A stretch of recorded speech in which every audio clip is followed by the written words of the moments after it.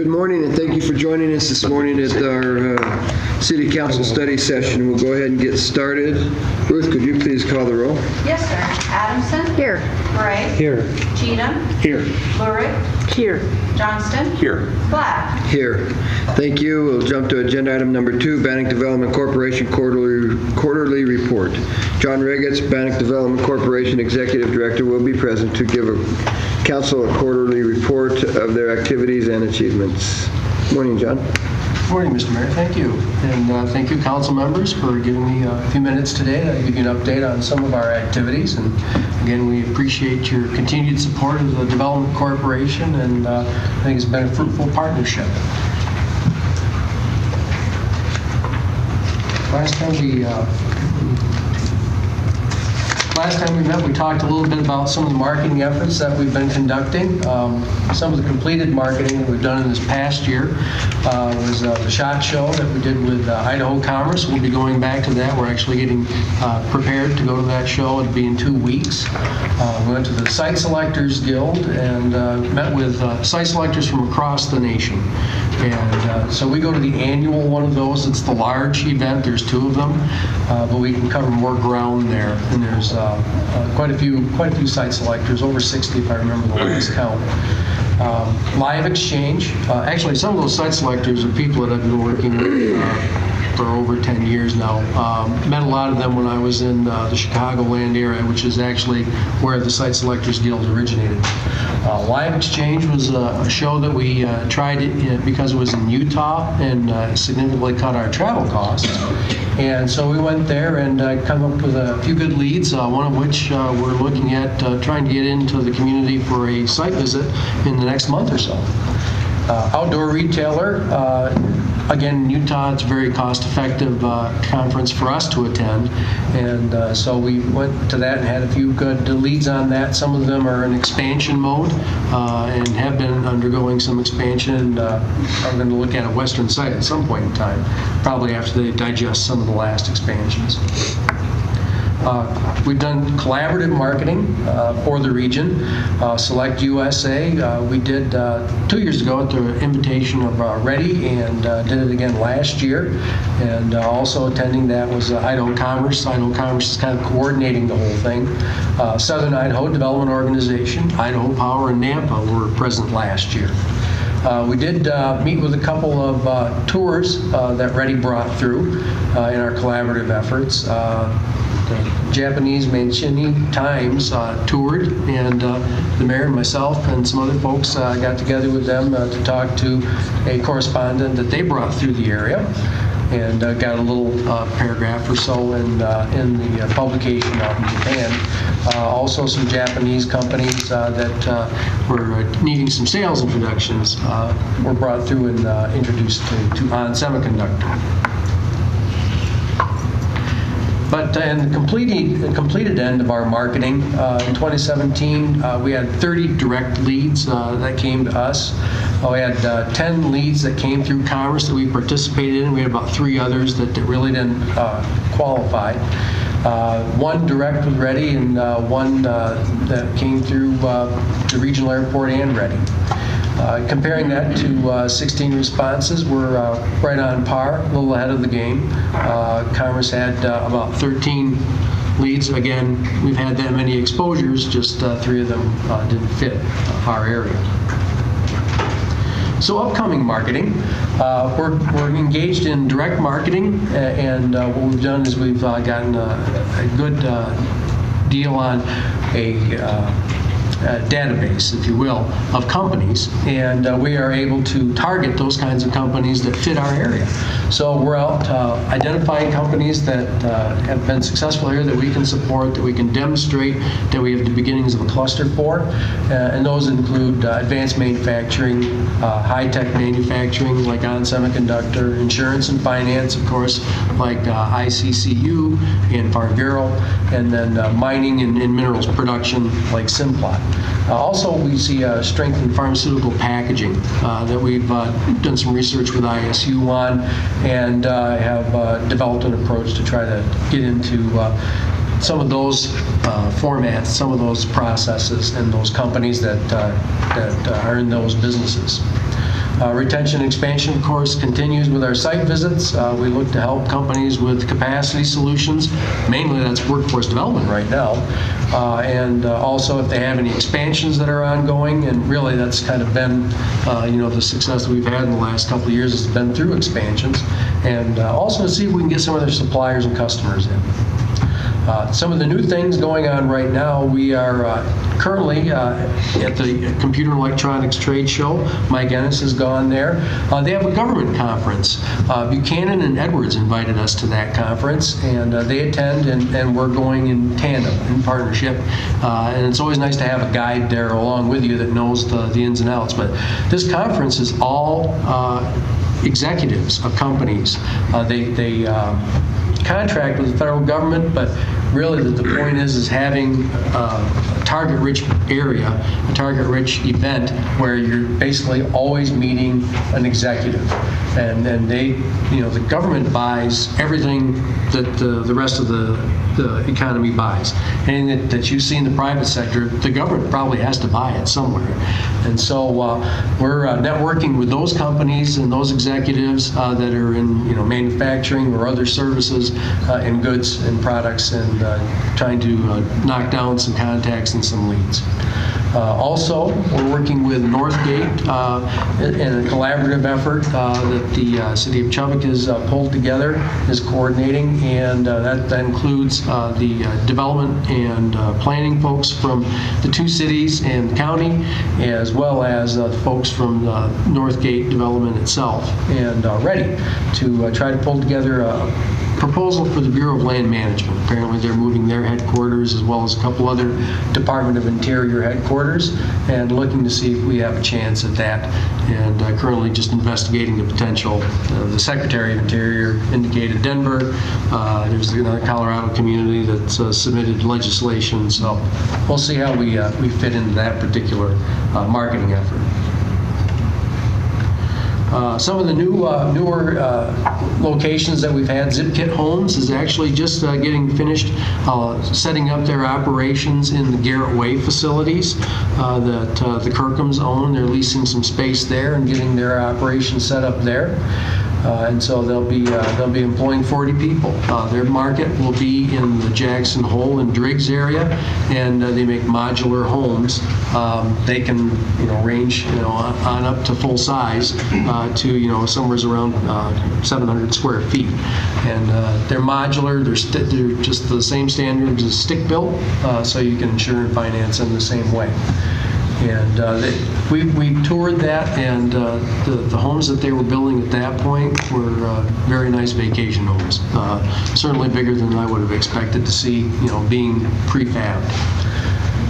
Buchanan and Edwards, we saw an announcement from them recently, and the story is they increased their plans. They were planning on starting with 20 people, and these folks are getting paid $80,000 to $110,000 a year. They're IT, project engineers, programmers, designers. They're the folks that have to have a year, an 18-month to a year process for clearance, and that's of course the folks they're looking for initially. And they went from 20 people to 50 people for an initial startup on that project because they saw the opportunities here in our community. And so ultimately they'll end up with 80 employees, and so that's pretty significant. ISU has gone into partnership with them for talent development, which is another good development in their location process. They're starting to get set up now.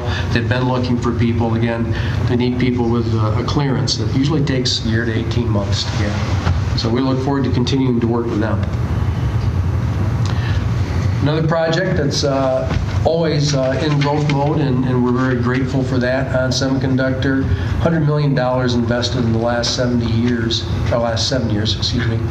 Up to 50 jobs here that would be added over 750, and 90 jobs were advertised in 2017. So we're looking at about 150 jobs that have been added in the last 2 years. But the good news is they're looking at another $78 million investment over the next 3 years. And that's going to be for new fabrication tools and expanded production capacity. And they'll be going to the County Commission next month to look for a tax exemption, which is very critical in their growth.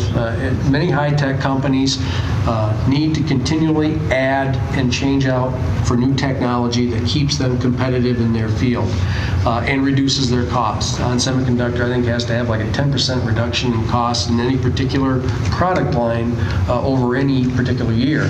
And that's what keeps them competitive in the global market. They have like 67 sites around the globe, and these all compete for these projects. And so because we're a close partner of theirs, and we work very hard to keep that exemption program going, they continue to make investments here. I think Commissioner Brown is with us today, and we appreciate the Commission's support in making this company successful in our community. YourFit is changing some of what they're doing. We're looking at a train-the-trainer process this year, that kind of a program where we have the counselors and the career coordinators in the high schools come in and learn about these high-tech, high-demand, high-wage jobs that are available but are going unfilled, and that we have a need for in the future as more folks with hair like mine start to retire or increasingly retire. So that's going to be the initial outreach that we use. But Part B is those counselors are going to go back into those schools, and they're going to look for students that are prime candidates for these kinds of jobs and these kinds of careers, and the training that ISU offers. And so we'll also bring them into ISU where the counselors will have gone through a workshop, and we'll put the students through a workshop and give them a couple careers that they can intensively investigate. And I guess my question is on that, is there a lot of interest on the council? Is there any more explanation that you need to see on that for the YourFit program? I know we tend to focus on, expanding companies or recruiting companies, but this is kind of the other side of the coin right now, is developing our workforce, because a job unfilled is a job not created, really. So I don't know if you want to know any more about the program, or if you have any questions on that. I don't necessarily need to know any more about it, but if you could make sure and send us an email next time you're having one of those events that's nearby. The expos we're going to veer away from, but the workshops, we can let you know when the workshops are. And then maybe if we could stop in and see, that would be interesting. What success have you had? I think it's important to tell us what the results are as it is to tell us what the program is. Okay. The first year out, about 70% of all our students knew nothing about these careers. I mean, there was about 25% that knew a little, which, 95% really is, a pretty stark, statistic that knows only a little or nothing. But 70% knowing nothing is what really scared me. So we were able to move that bar about 20 points in increased knowledge, and so that there were only about 50% that didn't know. Now we had some recidivism, if you want to call it that. The initial survey indicated 56% of high school students didn't know anything about these careers. 38% knew a little. By the time we got done with last year's 9 career and technology expos, we had a 17% increase in knowledge of those careers. So to answer your question, we moved the bar about 17 percentage points. So are you tracking the careers that are available and maybe have gone for a while that weren't filled to see what are being filled now? Yeah, we've changed some of that. We actually added a career in this past year, added diesel mechanics. And so we'll take a look at some of these careers again and see which ones. But I would think that the Labor Department would be able to say, for example, this job's been open for X number of months, and we've had a hard time filling it, but now we have people who are coming through programs that are filling these programs. Right. Right, yeah, and the Department of Labor is one of the partners in this process, and they work with the College of Technology to identify what the high wage, because it has to have those three factors: high wage, high demand, and high tech careers. This may be an oversimplification, John, but with the gray tsunami, well, let's just take INL, for example.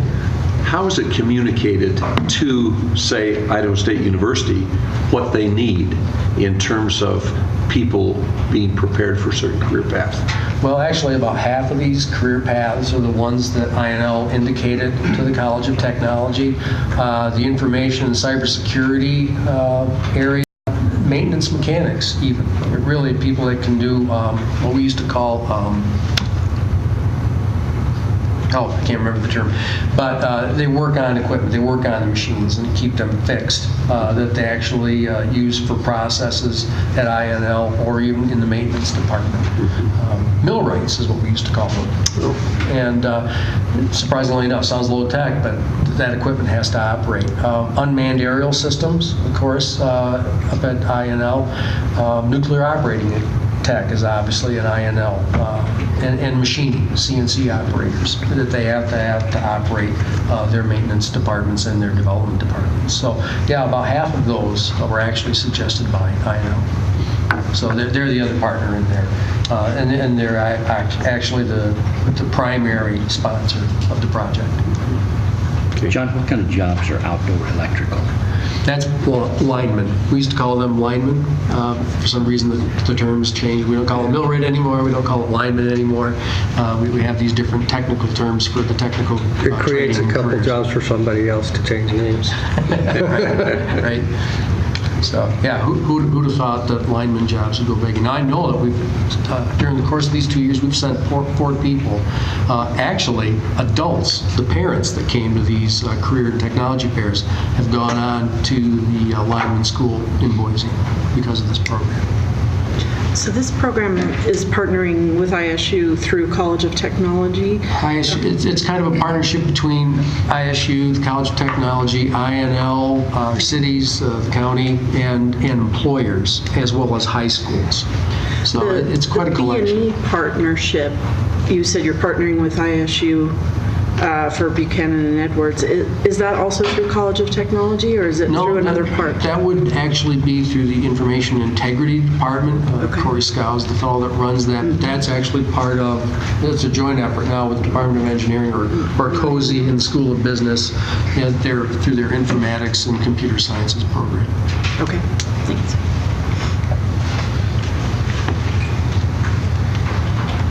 So anyways, appreciate you giving me a few minutes here, but... Okay, just a minute, John. Councilmember. When we talk about tax exemptions, the stuff I've been reading indicates that we should be producing a data sheet that is kind of a decision matrix that allows us to understand what we're giving up for what we're getting. I have been asking for those type of things.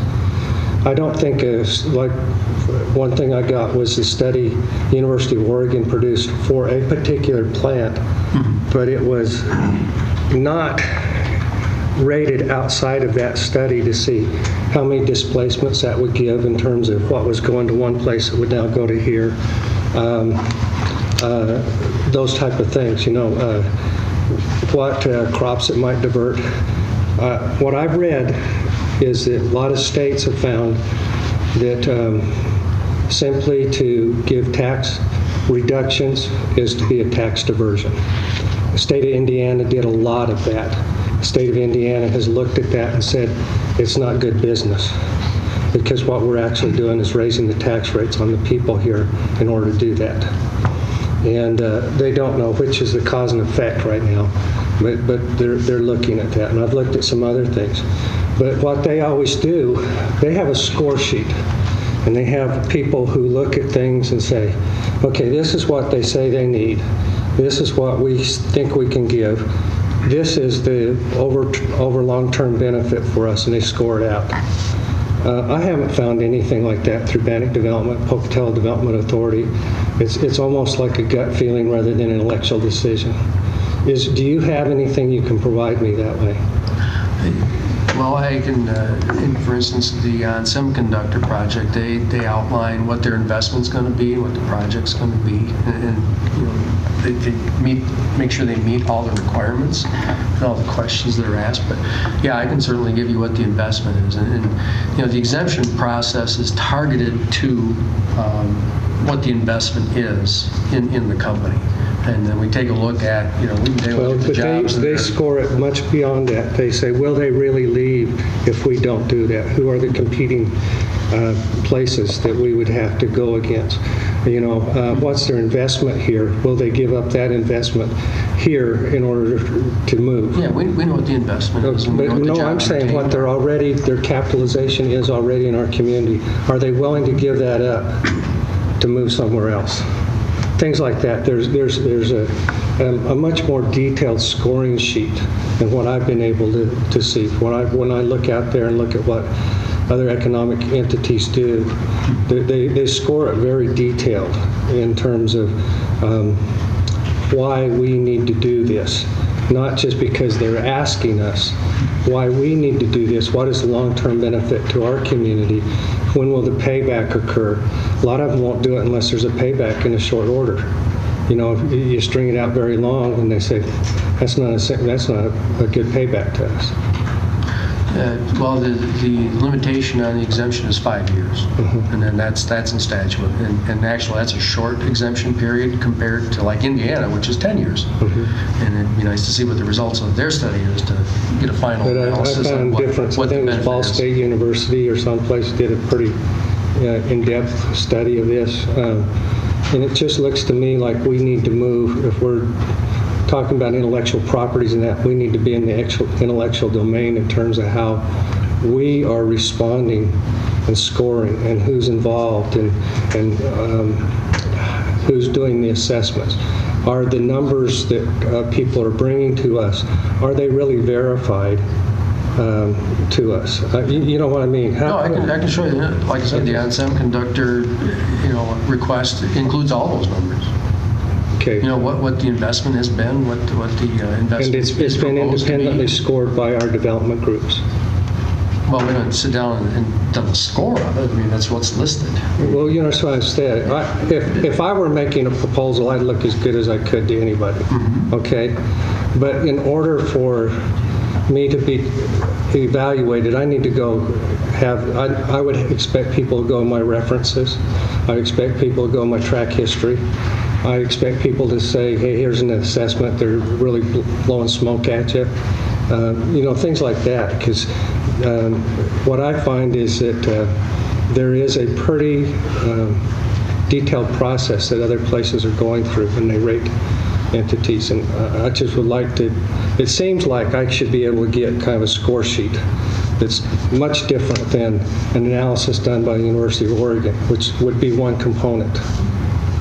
It would be among other things, because here we would say, okay, how many diversions of trucks is this really being in loads? How many crops will be rotated in or displaced, but we're not really doing a lot there. We have X number of acres we're growing for this crop, but they were in other crops before that. So it's just a change. It's really not like we're breaking 50,000 acres of new land out, for these crops. Stuff like that. There should be assessments that are much larger, according to what I'm reading, than just these, this is what this does if it comes. Independent communities then say, how does this then play out in our community? What is the displacement? What is the actual contribution here based on what we know and in terms of our community and what the acreages are, or what the jobs are. How are we impacting jobs? Are we bringing in jobs that are really lifting us up, or are they jobs that are just keeping us on a plane? Things like that. But there seems to be decision matrix that other communities go through, and I haven't found or been presented with one that shows that detail here. If there's a matrix that you found that you'd like to share, that would be fantastic. Okay. The numbers that you've asked for, like I say, are all available. When the company comes, they talk about, what they're planning on investing. What the company that we have here on Semiconductor, they talk about what they have invested, and that was just presented here. And how many, we know how many jobs they have, so we know how many jobs are being preserved. We also know how critical it is that these exemptions are offered. And so we could put that on, put it on in an Excel spreadsheet versus the verbal description that Ann presents, and call it a score sheet. We can certainly look at what the benefits of the Great Western Malting Project are, a $300 million impact. We could compare that to a different crop. But I would think that the agricultural sector makes that decision when they switch from that crop to barley. Well, it's just part of a rotation. They're not going to switch forever. Okay, Right. I have enough farm background to know that. Right, they can do rotation, but it makes it a more valuable rotation if we now have a market. And how does that hit some of our other grain purchasing plants then? There's no downstream dynamic to that. How will it affect jobs in other locations? Well, I think it's because it increases the acreage that's being rotated into barley. You have more of a market out there as well. So, the demand for barley is going to be, imposed by the various barley plants, malting plants that we have in Idaho. And we're the number one barley producer in the nation in malter. So it starts to build that cluster. It starts to build more of an economy and more of a demand that everybody ends up sharing in. Well, I understand that, but part of my understanding would be if you build a company and it sucks a lot to it, it might be sucking away from somebody else. We have other grain purchasers in town, or barley purchasers in this area.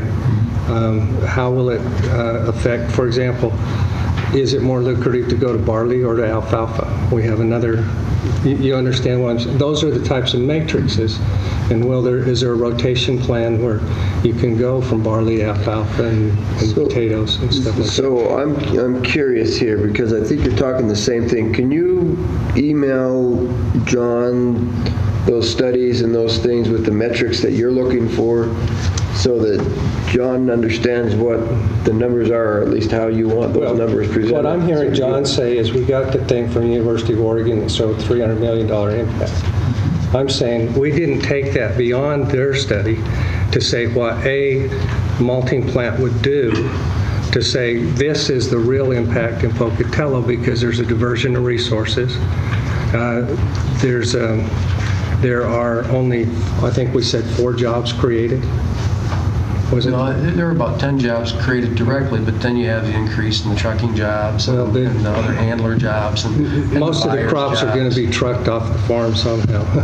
I don't know. It's an increase it's a diversion of trucking jobs or carrying a different product. If it's a rotation, it's not really diverting. It's part of their rotation. If they're not taking sugar beets, they're taking barley. Okay, they're there. And so I would like to see something that really evaluates that in terms of where we are and who we are. And I would like for us to develop our matrix that way, that looks at who we are as Pocatello or a gateway community that has a larger impact, and looks at the matrix and dynamics of how we are really, what is the final assessment, not just what somebody does somewhere and says this is what a plant with its impact can expect, but there also needs to be a downstream study that says how will this really impact, because all this is a retooling of some resources to this versus what was in this sector, which I think happens.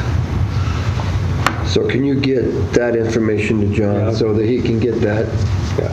And no, I think that's Are you what's wanting that for happening. past stuff or like future stuff? I think we ought to be scoring everything we do. I think I would hope that when the county commissioners look at these tax reductions, they're really scoring stuff based on a matrix like this. A decision matrix that looks and says, yeah, it would be a little short-term hump, but we're going to pay for a long time as taxpayers. Or this is a real beneficial thing because it's been scored in a way other than just at a gut level. So, And I think there's dynamic resources out there that will do that. so if you can get that stuff to John so he can get some metrics of the way you want them presented and Okay, well, stuff. I'm not the expert, I just read what experts have done. Right. Yeah. Me too. President Johnston. Mr. Mayor and John, you are our economic development guru. We're on a team. I appreciate your presentation today. Really great things happening. What can we do specifically as a city council and a mayor to assist you and make sure that we're going in the right direction with economic development here? I think we just keep the lines of communication open. We have to be pretty fast and responsive. It'll be interesting to see how long the studies take before we can make the decisions, if that's what's required. But yeah, we need to, put the resources where they need to be, and again, be proactive and respond quickly, and be competitive. And that's a big part of, tax exemptions or tax increment financing. So, it's a partnership. And so we just have to play as a team and, keep the roles very clearly defined, as to what we're going to try to accomplish, what we need to do, and who needs to do it. Those would be the kinds of things that we need to make sure we continue to do, and make sure that the agency stays alive and healthy. I'm pretty positive in terms of goal setting and that sort of thing. I'm not sure what kind of goals we could be setting as a city council to enhance our economic development, our view. Right.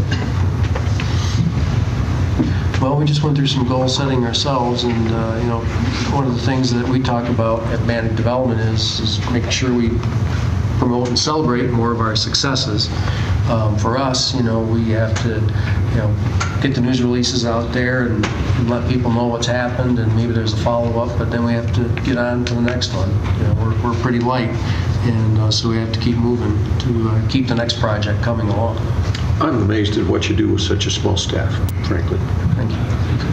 One of the things I want to point out that we've done, if you look on this, I have my presentation on here, but this is our flash drive that we were looking to update from one of our sessions here about 6 months ago, and needed to dress that up a little bit. Data is what companies are looking for at the point in the sales process that we have when we're going to a conference. The marketing is pretty well done. But to dress up those flash drives and that data, we've actually gone and had to reprogram in HTML. Not as simple as I thought it was, but that's what we do. And this is what pops up on our flash drive now. In this particular one, we have a letter from Buchanan and Edwards, testimonial. Sometimes we'll have one of our letters, sometimes we'll have another letter like this with a testimonial. These are the flash drives that we took to the Computer and Electronics Trade Show's government conference. And so this is basically Buchanan and Edwards telling about the positive experience and support that they've received here. And then we have a Welcome to Bannock County, which is a video. Now we've been investigating, and I'm going to continue to investigate if we can. There's sound on this. I don't know if we'll catch that now, but we'll see if we can't get this to where it pops up when you immediately open the flash drive. At this point in time, the programmers tell us that that's not possible. But this is just an introductory video that we had in the queue that we just put up front on the HTML program. And focuses on some of the things that our board is looking at, is getting some of the quality of life aspects, recreational opportunities, and the natural beauty that we have here.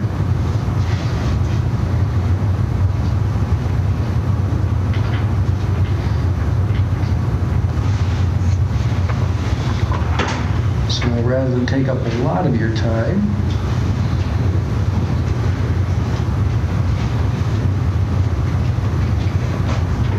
that wraps it up. But there's background music to it as well.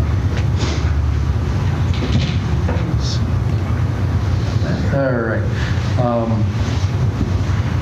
Then we have just the other basic data that we need: building and site information, community information, lifestyle. Again, a couple other videos that we have. One here, again, we don't have the sound, so it's going to be difficult for you to see or listen to what people are talking about. Maybe that's not the one we were looking for.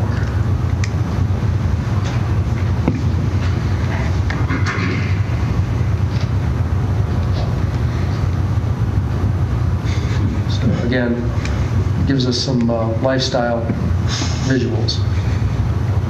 This is the one I wanted to show you.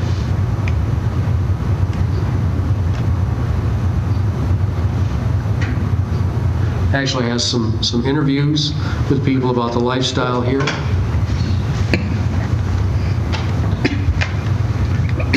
Some more of the footage. Some of our experts in town.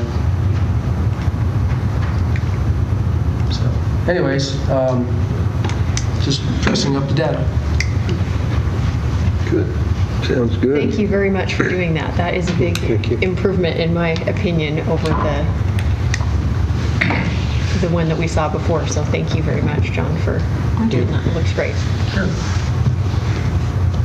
Super. Thank you. Any other questions, Council? Thanks, John. We'll move on to agenda item number 3 is the city site code update. Planning staff will be in attendance to update the council on activities that have occurred since the December 14, 2017 study session related to modifying the city site code. Mr. Mayor? Yes. I've been advised that I should let the council know that I've been in contact with some of our sign contractors and took a lesson on measuring light intensities. It sounds pretty intense. Use the flash drive. Use it as something. I didn't realize, Terry, your husband was a movie star. That's awesome. I didn't either. I should get a raise. You should get an autograph for all of us or something. I have to remember the name. Actually, it was the brother of... So let's go ahead and you guys go over there. John, take care of this. Let's get our sign code people up, and then you can go talk to the sign code guy that's here about that. John, if you want to come up here and visit with Kent, you surely can. Okay. Mayor and council members, Melanie Gigley. Terry New, Planning and Development Services. I just handed you an updated, a memo with some updated information because we keep trying to get more in the time from the December study session to now with holidays and staff being off. We're not quite as prepared as perhaps we should be. So we've tried to keep moving as we could. At those last meetings, your direction was to focus on looking at brightness and transitions between messages. What we did, especially in communities bordered by mountains, what we did, we used loosely, Terry did, is looked at a lot of different sign codes throughout the state, along the I-15 corridor. And then it's a little difficult to find communities nestled in a valley quite as terrific as ours. So what we did is anything that really was up against foothills, especially, even if it's not bordered on both sides, tried to get you some information there. One other that we just have from this morning that is not on any of the sheets is Park City. So as we go through this fairly quickly, I think overall you have a mix of cities that measure by nits versus foot candles. In what I've been reading so far, at least, foot candles is probably an easier measurement, although we are not set up to do that. The measuring, the light meters are not hugely expensive. A few $100s is what and that was a quick Google search, so I would hate to be held to that number. There are examples of, so there's those two ways of measuring brightness. There are examples of curfews where signs are simply just turned off at certain times. Usually there's a mix 10 or 11 o'clock at night to 5, 6, 7 in the morning. Those are for and maybe I should add this in now, some of these are for both billboards and other electronic message boards. Others are just billboards. Frankly, our own code doesn't treat them exactly the same. We don't have the transition requirements on the smaller, what we've called electronic reader boards for years. So some of this is a little bit of a mix. Almost all say no scrolling, no flashing, no big pops of light. Those are what are very distracting. Almost all require a dimmer control that will reduce the lighting based on ambient light. So we do not, I think there are some signs in towns that have those, but it is not a requirement of our code. A few that stood out,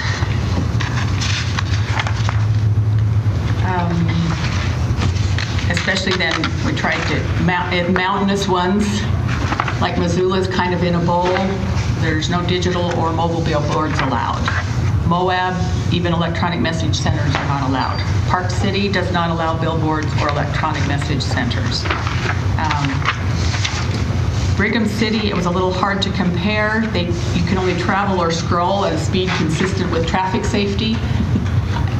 That's a pretty loose standard. I think they cited DOT regulations. Yeah. So. What else do we have that you thought was of interest? I think you touched on all of them. I think the most important thing for me is that how many of them that require the dimmer control. Yeah. I thought that was very interesting that the vast majority of them do require that, but just automatically dims based on ambient light. So, going forward, I guess I should stop. Is that overview, do you have questions about that overview? I'm not saying we'll quit researching, but it's probably a pretty good representation of this general area and geography, and then having an interstate that runs through the town. Okay? So going forward, there are a couple options that staff sees. One would be to go ahead with dealing with brightness and transitions. In general, we have those codes in place unless we switch from the nit to a foot candle.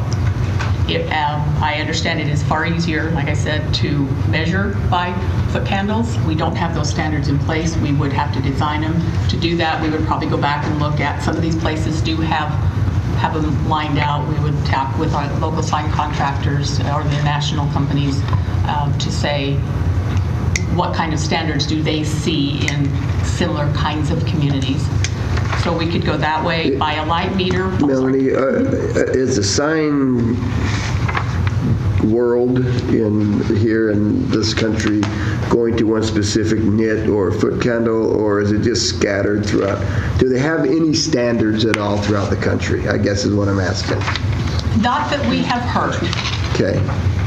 No, in fact, I saw something when I was doing research that there isn't a standard across the country, and that's probably the biggest problem that sign contractors and municipalities both have, is because there's not a standard, and so the municipality can write whatever they want, and the sign contractor has to learn about each and every single municipality that they work in.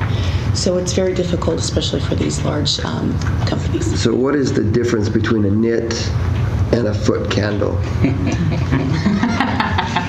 Getting nitty-picky there. Well, I mean, it's obviously there's something, or we wouldn't have. It's my understanding that the nit, you actually measure at the source, at the bulb. The brightness. Okay. The foot candle, you measure out, and you measure kind of perpendicular to the sign to see where it's the brightest, and if I'm understanding correctly, and I've got experts behind me, so they're probably cringing, is that the foot candle you can actually measure at the property line, where the nit you cannot. Yeah. So the amount of light that is at certain points. And in some of these that Terry looked up, some of the communities say, for this size sign at this distance, it's this measurement. This size sign at this distance, it's this measurement. So do we have, just a second, do we in Pocatello, do we measure it by nits or by foot candles? Nits. Our current code Nits. says nits, and we have a nit meter. And do most of the signs in this area have nits or foot candle? You can measure them either way. Oh, it doesn't matter. The sign itself doesn't matter. No. Okay. So, My question was if you have received any feedback from some of the experts that may be here in the room about, you mentioned that foot candle is easier to measure. Is that easier for the staff to measure because it's further away? Is that what you mean? Or is it easier from their perspective to have you measure it that way and to be in compliance, or what? I'm guessing both. Okay. And I actually have talked to a sign contractor that had recently purchased the foot candle measuring device. I don't know what it's called. And he was the one that told me that it's extremely, it's a lot cheaper than the nit meter. The nit meter is in the thousands, and the device that measures foot candles is in the hundreds. And in fact, he's the one that told me how you measure the different things or how they're measured. And it sounds like it is much easier. Carl, our other planner, he mentioned that, to measure foot candles is a lot easier than nits. Okay. Yeah. And you haven't had any feedback that that's a bad direction to go from anybody here? Okay. I was just curious what. And I have a similar question. we got one right here, Councilman Bray, and then A lot of these have dimmers. Is there a difference between foot candles and nits for dimmers? Because it would look like a dimmer would have to be measuring certain parts of the sign, not all the sign or something. I don't believe so. Again, there's experts here, and this really, we didn't prompt them to bring this information, but no, the dimmer is going to change the light output of the sign, which then would mean also the bulbs. And the foot candle is going to measure, we could measure the foot candles from this light. But I think we had testimony at our public hearing that talked about how the automated dimmers look like weather conditions. Yes. And they're not contingent upon some other dimmers would just say day, night type stuff. No, it's on ambient light. Okay. Yeah. That's how, at least what we're seeing is those dimmers are not set to a time or something like that. They are set, or a specific measure of light output. They're set to ambient light. Okay. So they go up or down according to that. I'm guessing you can probably have either one, but that's completely a guess. Well, but your testimony, what you presented was you have to look at individual lights to get a nit, and how does a dimmer look unless it's got a computer and looks at all of them and calculates? It would measure, I believe they measure ambient. Okay. And I'm wondering, you talked about it's easier to read foot candles versus nits, but we're at using nits now. Are there any other advantages? Is there a reason we would switch from nits to foot candles other than that it is easier to measure? Is there any other reason we would switch to that? Not necessarily, but I think that's fairly significant because if what you're saying is staff could go out and find the 100 feet from the sign and take a measurement there versus having to be up on a plane with the sign or with the bulbs and measure, that is, to me, that's fairly significant and might be worth the switch. Okay. seems like it would be worth the switch. Mr. Mayor? Yes. May I interject a little of what I learned in dealing with one of the sign contractors? Let's see how much we can let you interject here. I've got a study here from the International Sign Association, which hired a doctorate, somebody, I can't remember the guy's name, to do a comparison study of nits and foot candles, lumens. This thing is just huge. We actually spent an hour last night playing with a sign here in town. And one of the big differences between foot candles and nits is you're measuring foot candles against ambient light, where nits measures an individual output of an individual spot on the board. With this system, with the foot candle system, you start with a black screen and you measure the ambient light. Then you illuminate the screen white at whatever intensity you want it to go, and the recommendation is 0.3 foot candles above ambient light, and that's where you set your maximum output. So whether it's day or night or a snowstorm or a bright moon or the sun shining, you're still only 3/10 of a foot candle above that ambient light level. We were doing that last night, and it was dark. When we hit that, we were only actually 1/10 of a foot candle above ambient light. There was no illumination on surrounding buildings, and yet the board was perfectly visible. And this board does not yet have a dimmer on it, but with the dimmer, it would adjust for those various ambient light levels, and seems to be a far superior system to what a nit level would be. So you're saying foot candle is the way to go? And the meters, when I did some research after I got home last night, the meters to measure that in some places less than $100 would certainly not be an imposition on a sign owner to own one of those things to make sure he's in compliance when he installs that sign. And I'd add, probably not a huge imposition, although I did not budget for such a thing, but just a quick Google search, everywhere from about 50 or 60 bucks, which I always wonder when you can go from that to several hundred. So maybe you might want a middle ground, and no research on what each of these did, but here's one for 170 versus one for 500. They're still, even at the higher end, they were fairly inexpensive.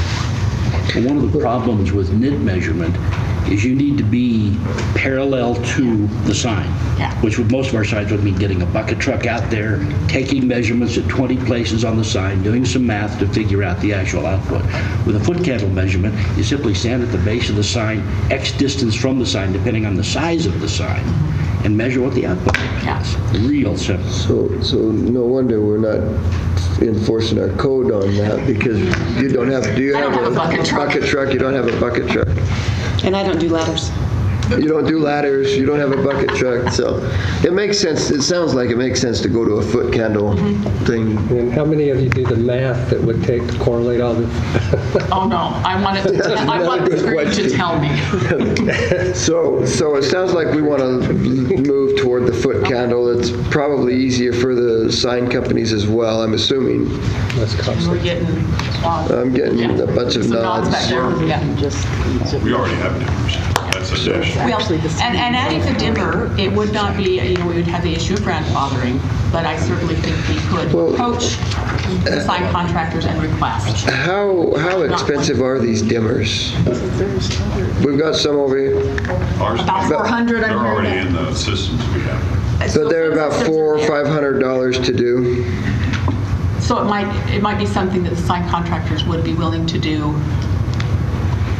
anyway. Yeah. We'll have to work with them. $300,000 sign, another $400 doesn't amount to much. Well, we'll have to work with them on that, so we can do that. Okay. So the other question then, at least for staff and going forward, is we have talked about the fact that our code does need a few changes. We have had several that we had talked about in responses to variances or sign exceptions that we wanted to try to clean up. Just the code's kind of scattered in some regards, and we have the issue of the Supreme Court decision where we want to make sure that we are not afoul of that.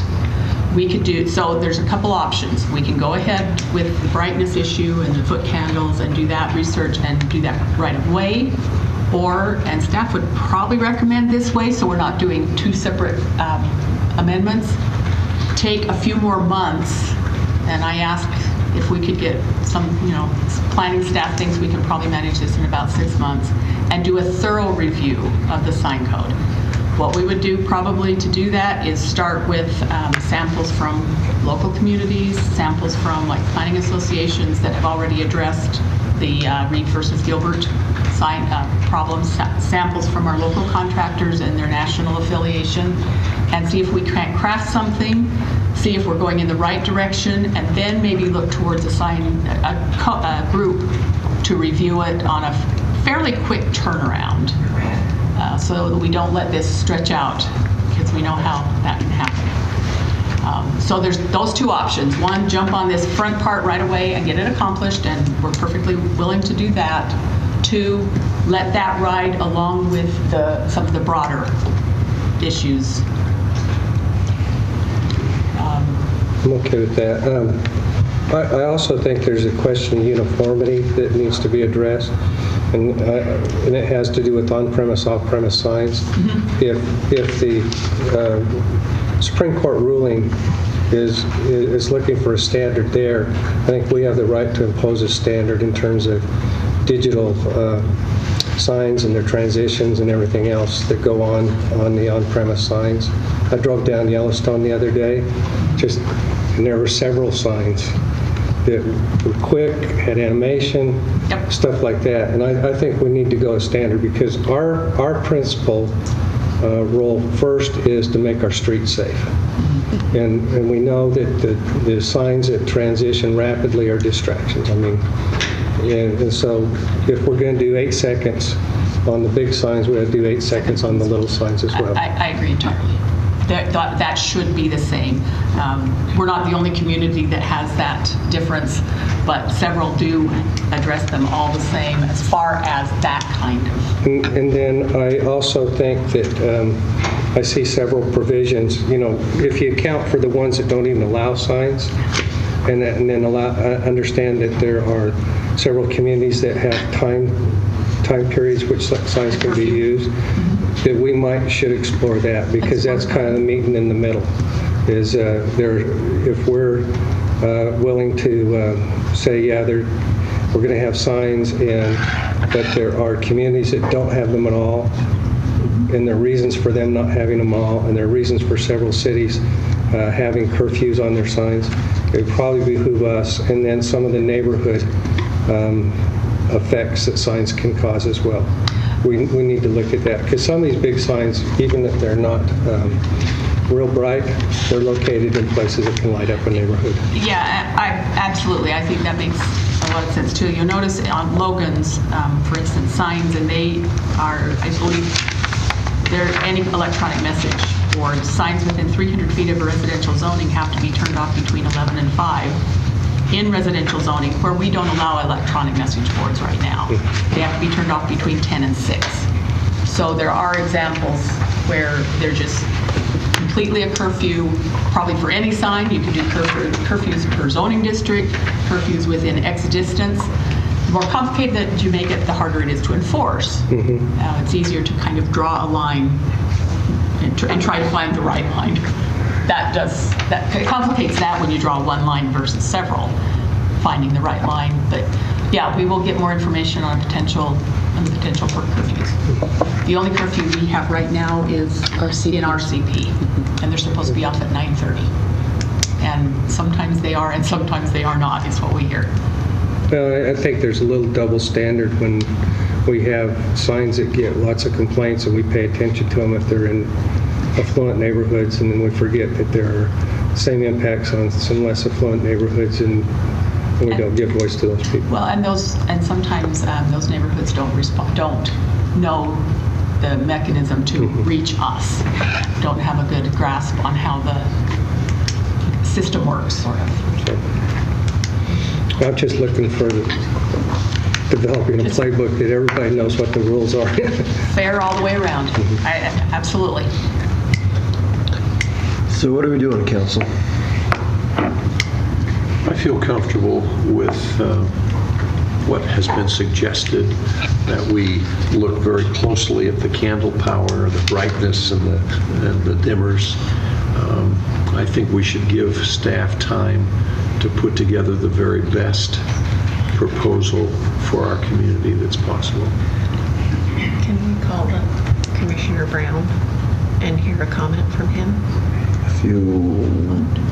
We don't typically do that in a study session, but I know we typically I don't, know but that he's kind of he's- been involved with us prior to this, so. I get that. And I saw him back there jumping up and down and waving his arms. I would appreciate hearing what he has to say. You are standing on your chair. Get off of that chair, please. Yeah, sure. Come on down. Come on up. Name for the record? I'm going to take my hat off of all of my other responsibilities and just as a citizen. Steve Brown, 400 Fairway Drive. As a former member of this body, I made some commitments to these sign guys that if you choose to take a longer period of time, we will require them to violate that commitment. They will not be able to keep that commitment. That commitment was we would come to a speedy resolution. And as we came to that resolution, they would not file for sign permits. And at this point, if we're going to take time, they're going to file for sign permits. They have to. It's their business. And so I would appreciate being able to keep my word to them, even though I'm not a member of this body anymore, in addressing the immediate issues now and looking at the broader issues on that 6-month time period. I'm lucky enough now to be a part of a governmental organization that is looking at a sign ordinance. And you're so happy. I can't. So that's my request. And I know I don't really have standing here other than a citizen, but I'd like to be able to honor my commitment and have them be able to do the same. I actually was going to ask a question about that anyway, so I'm glad that that's what you wanted to bring up. I totally appreciate the concern from staff's perspective of doing it all at the same time so that we're not doing a piece here and then 6 months later doing it again and having to do all the hearings and all the notices separately. But I don't want to see it drag on to the point that it becomes a problem for the people sitting in this room to where they feel like they're not seeing action on something that they want to see action on. So for that reason, I still think we should take the time and look at the whole entire ordinance and address the court issues and some of the other things that we know are problems with the sign ordinance. But I think as it relates to the electronic, at least for sure, I think we should do something on that sooner than later. I don't know how everybody else on the council feels about that. So if I remember right, the commitment was that they would not put any more sign applications in if we had a speedy resolve to this. Are we talking about allowing more signs still, or are we talking about banning signs altogether? Because all we've talked about right here is the knit and the footlight and stuff, and we're not going to fix the other immediately. And the idea was, I believe the idea was to work together so that we didn't come to the resolution of banning everything, that we would look at the brightness and we would see if we couldn't mitigate those issues opposed to banning everything. And I mean, I'm not positive that I'm 100% correct there, but I'm 99% correct that that's what everybody was understanding is we're looking at that. So I think it's very simple to make those adjustments. And I guess if we know we're going to be addressing the thing in 6 months, if our measures to work with everybody and try to get it so that it's not causing complaints from the public, if that doesn't work out, we're looking at it again in 6 months anyway. But I would say let's move forward with not requiring, you know what I mean, allowing the signs, but with these regulations on them so that so immediately work on the brightness and the measurement of brightness. Candle foot candle allowance. And some of these things like you found. And put the dimmers to me, this doesn't seem unreasonable, and probably some people can give you feedback on this, but like West Jordan, how they have within 10 calendar days of a sign being placed into service, they send a certification to the city from the owner that says that it's in compliance and that it's been, it seems to me that makes a lot more sense to do that from an owner's perspective and know that you're good and that you're all set up than waiting until somebody goes and takes their meter and follows up with you later. Things like that. To me, they make sense. I think that the real interest that our sign companies have is, can we apply for a sign or not? Yeah. And if we can apply for the sign, we can work through these things. If they know the city is going, I would assume anyway, and maybe I'm assuming where I shouldn't, but I would assume if they know the city is headed down this direction, that they can apply, that they would start in those new signs to be doing those things that they know the direction the city's going. Well, I guess I have another question then too. Are we talking about just newly constructed or talking about transition of existing into digital? Because It has to be both. Yeah, if we were going So to it would have to be both. Yeah, and again, like I said, I don't know that we can go back and require the dimmers be installed. I think likely that there would be some willingness to do so, but that would, to me, be a grandfather issue. That we tell you, yeah, you gave you a sign permit, but now guess what? You have to do this. Can we ask the sign contractors, how many faces don't have a dimmer on them now? I have 6 faces that don't have dimmers on them right now, which is 3 signs. We have those bought and in stock, and they're waiting for the weather to install them. So that takes care of all of our signs. We'll have Yours all have them. Ours, nationally, we have to have them, so that's never been a problem. Are there other faces by other companies? But I think some of your on-premise don't. The on-premise would not have. Yeah. That's the big problem. And those aren't quite bright. Go boards have dimmers on them already. Okay. But you guys, who are you with? We're not on the same company. No, Oh, you're not, you don't have a say in it. Okay. they're just enjoying the show. Hold on just a minute. What was that? Riverbend has one on the, dimmer on their freeway board. they have one there. No, they do not. Riverbend doesn't. I didn't think so. And that's one we've had lots of complaints about. I don't know that when you have something that is a mobile resource and a changing resource, that asking someone to do an upgrade to it, to meet the changing times, is that, when it's, especially when there's such a costly thing, that's like, we have a law that they can't put a tire with a certain tread depth on it, on your car. You know, I just think it's comparable to that. That when you're getting lots of complaints and it seems to not be working for everybody, it's probably appropriate to get a dimmer on a sign.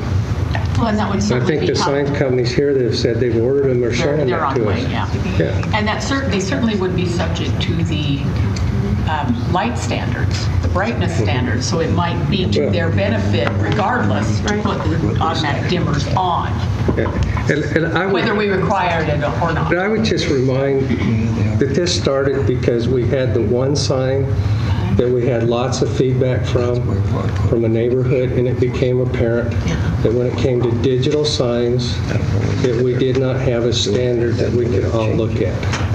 And that we needed to step back and develop a standard for digital signs in terms of illumination and some of the time frames and stuff like that. So I have no problem moving fast on that.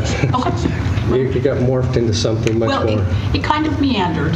Yeah. I have We a didn't question go for straight you. line. So I know you had discussions with a couple of signs that were scrolling or, you know, maybe not video, but movement. Have all of those been addressed, or are there still some outstanding issues? I believe there are still some outstanding issues. Okay. We tried to do phone calls. Terry's really good about calling the sign owner or contractor and saying, hey, you have this problem. We try to keep it informal as much as we can. It may be that if the same sign has the same problem over and over, we have to actually go through the formal code enforcement process. Okay. But we do So try. while we have a room full of people, I guess that's important to bring up, because that's part of what has us looking at, we're just not going to allow any more digital, because if it's not even our not very good ordinance right now, if we're not in compliance with it, you know, that is a concern to constantly have to be following up and making sure that somebody's not got flashing and scrolling and things moving in from the sides or things like that. I also think the disconnect is the sign contractors are aware of our code, and they sell the sign to the end user. And a lot of times that end user doesn't know. And so we're also trying to close that gap so that they are aware of their requirements, so that we're not calling the sign contractor so that they can call the end user, and we can just call them straight out and saying, okay, your sign's too bright, this is what you need to meet, or it needs to be turned off at 9:30, and so they're not caught unaware. the sign contractor may have told them, but like a high school principal, you have a new high school principal. He may not know, he or she may not know, something like that. And so we're just trying to kind of close that gap a little bit to ease the burden off the sign contractor so they're not constantly hearing from me, and so that the end user is aware of what their requirements are. And so I'm hoping to kind of solve that a little bit just in our paperwork aspect of it. It'll probably be an add-on to our sign permit, that the sign owner has to sign off saying, yes, I understand these are the requirements and I have a copy of it. Yeah. So does that make sense? Well, I think you're not going to solve the world's problems today, but I think you can take care of the sign companies today and help them move forward with what they're doing. I mean, So I'm hearing go forward with the brightness, addressing the brightness changes, and longer term, 4 to 6 months with any luck, do a more thorough review, address the Supreme Court case issues, and some of the other things that we've just been seeing need to be addressed in the code as we go. Yes. Is that okay? Yep. Wonderful. Thank you all. Okay. Thank you. I'm pretty confident everybody was here for the next agenda item, number 4. We'll move on to agenda item 4, proposed changes to city employee personnel handbook. Human Resources staff will be in attendance to review proposed changes to the city's employee personnel handbook.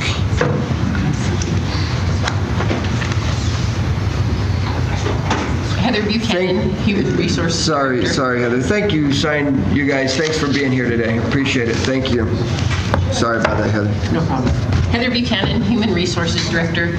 I know you're very excited to see the handbook on your agenda for the 3rd time. My enthusiasm is equally high. So I gave you a summary list of everything, the highlight points we're going to be going through. Most of these are just general housekeeping, change of language, updating to match federal code or state code. Some of them I'm going to need some direction from you on exactly where you want to go with the policies. So in your packets, you should have the entire handbook with all the changes in yellow and sections crossed out in red. You'll have the PowerPoint and the summary sheet.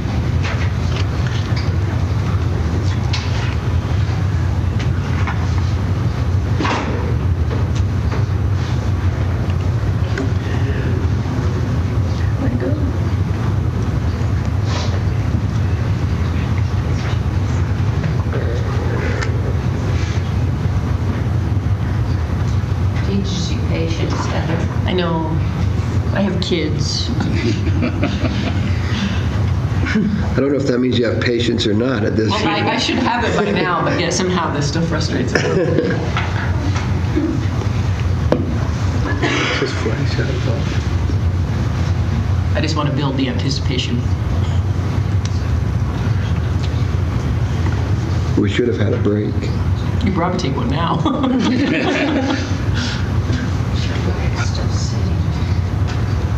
It knows it's me, Ruth. Sure this connection didn't get. Okay. There we go.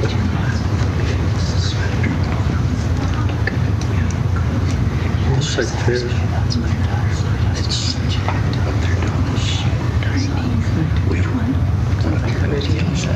We're south face of that. Oh, you did it last night. He's only running that side for 20% of his capability. So this is just the summary sheet on a pretty little PowerPoint. These are the main points we're going to go through today. Some of them I'm going to need a lot of feedback from you on. Others, it's just general wording changes. The first one is just adding conflict of interest. This is something we discussed last fall and the council was in agreement on.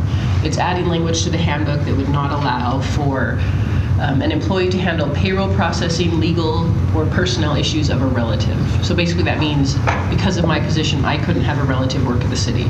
If I worked in the legal department and I rendered opinions on things, I could not have a family member work at the city. Also, I could not handle the payroll processing timesheet if my spouse or my child worked in the department. We have that situation right now, and it causes anxiety for me that we have someone handling timesheets that they get paid from for a family member. So we would like to, in the future, not allow any more situations like that. The people that are currently in those positions would be safe and grandfathered, but there would be no new additions to that problem. Harassment, this is our current sexual harassment policy. It's a little out of date. It doesn't address bullying. It's not clear on sexual harassment. This is what we're asking for with sexual harassment. This is actually ICRIMP recommended wording. It breaks down sexual harassment under quid pro quo and hostile work environment. A lot of people get confused with hostile work environment, that it's something outside of sexual harassment. Per the Department of Labor, it is strictly tied to sexual harassment, which is why we're adding abusive conduct and bullying. We did roll out this training for employees last spring. It was very well received. We'll continue to offer that on demand for departments, and we'll add it to our training calendar once we're fully staffed again. This was reviewed by legal in the fall. The council didn't have any concerns around it. This is one that I brought last August that we pulled off because we were right to start into the middle of an election and it wasn't timely. This is ICRIMP recommended language. Our current policy does allow for an employee to hold elected office as long as it's outside of the city of Pocatello. We are not looking to change that. It also says you can run for office, but you cannot hold an employment position and an elected official position.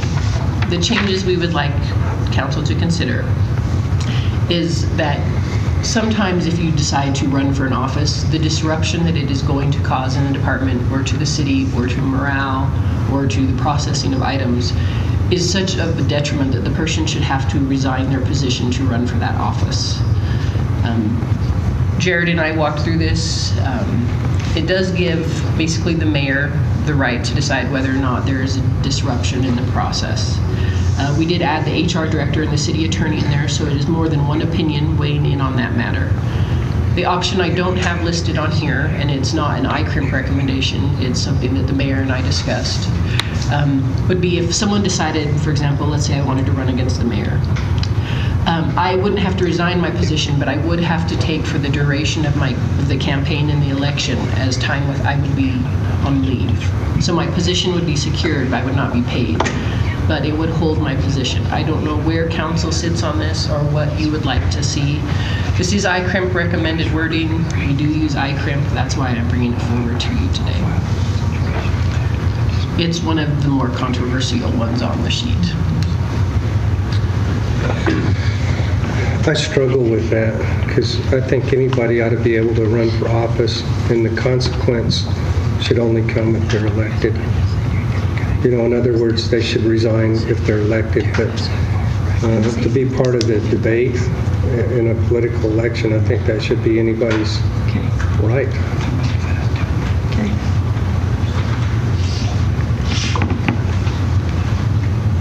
And how long would the leave be if we followed that recommendation? How long? We would say from the filing of the candidacy papers to the end of the election. So you're talking 2 months? It depends. Roughly. It could be a runoff. Well, yeah, it could be 2 to 3 months. I don't even know where council sits on this. We didn't even talk about it last time. Last time was the first time, so it's a brand new issue. Well, I think Gary and I both raised concern when we brought it up. Well, it was tabled before the last discussion. Well, I don't think we got into detail, but I think we staked out parameters. And that's why I'm making sure that you guys have full time to review this one, decide where we sit. How long has this been a recommendation from ICRIMP? Like, is it a brand new recommendation from them, or has it been implemented in other cities to where they have had people go through this situation and it didn't create a big legal issue? Or it is in the recommended handbook that they're provided to us, the policies we should adhere to. I don't know how long it's been in that. I can find that out. I'm just wondering if with that language, if any other places have had issues with it. One key thing to think of is ICRIMP also serves counties. This is much more applicable to counties because multiple positions are held by elected officials. It's not just 7 members. It's department heads. That changeover is much more volatile than it is when you lose leadership like we have. So ICRIMP does serve cities and counties. It is listed in the handbook for both. I have brought it forward. I'm not sure where we sit with it. It would be interesting to know not just how long it's been in there, but like you said, if there's been other situations, where they've had an issue. It'd be interesting to know that history. Yeah. I mean, it makes sense to me to have something like that in there. I don't think you're just going to go anytime somebody is wanting to run and applying that to everybody. You know what I mean? It's going to be only in very specific situations with the recommendation of the legal department and the HR department. So I would think it would not even come up very frequently. There's 4 bullet points that would show what the prediction of disruption would be. So I'll use an example. In my office, we're small.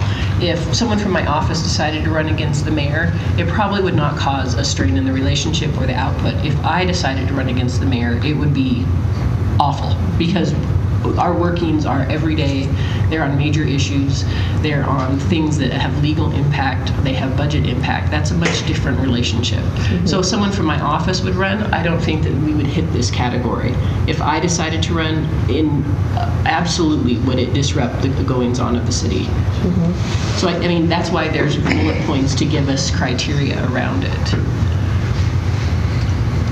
Going one step further, for example, there are people here that have other political ambitions.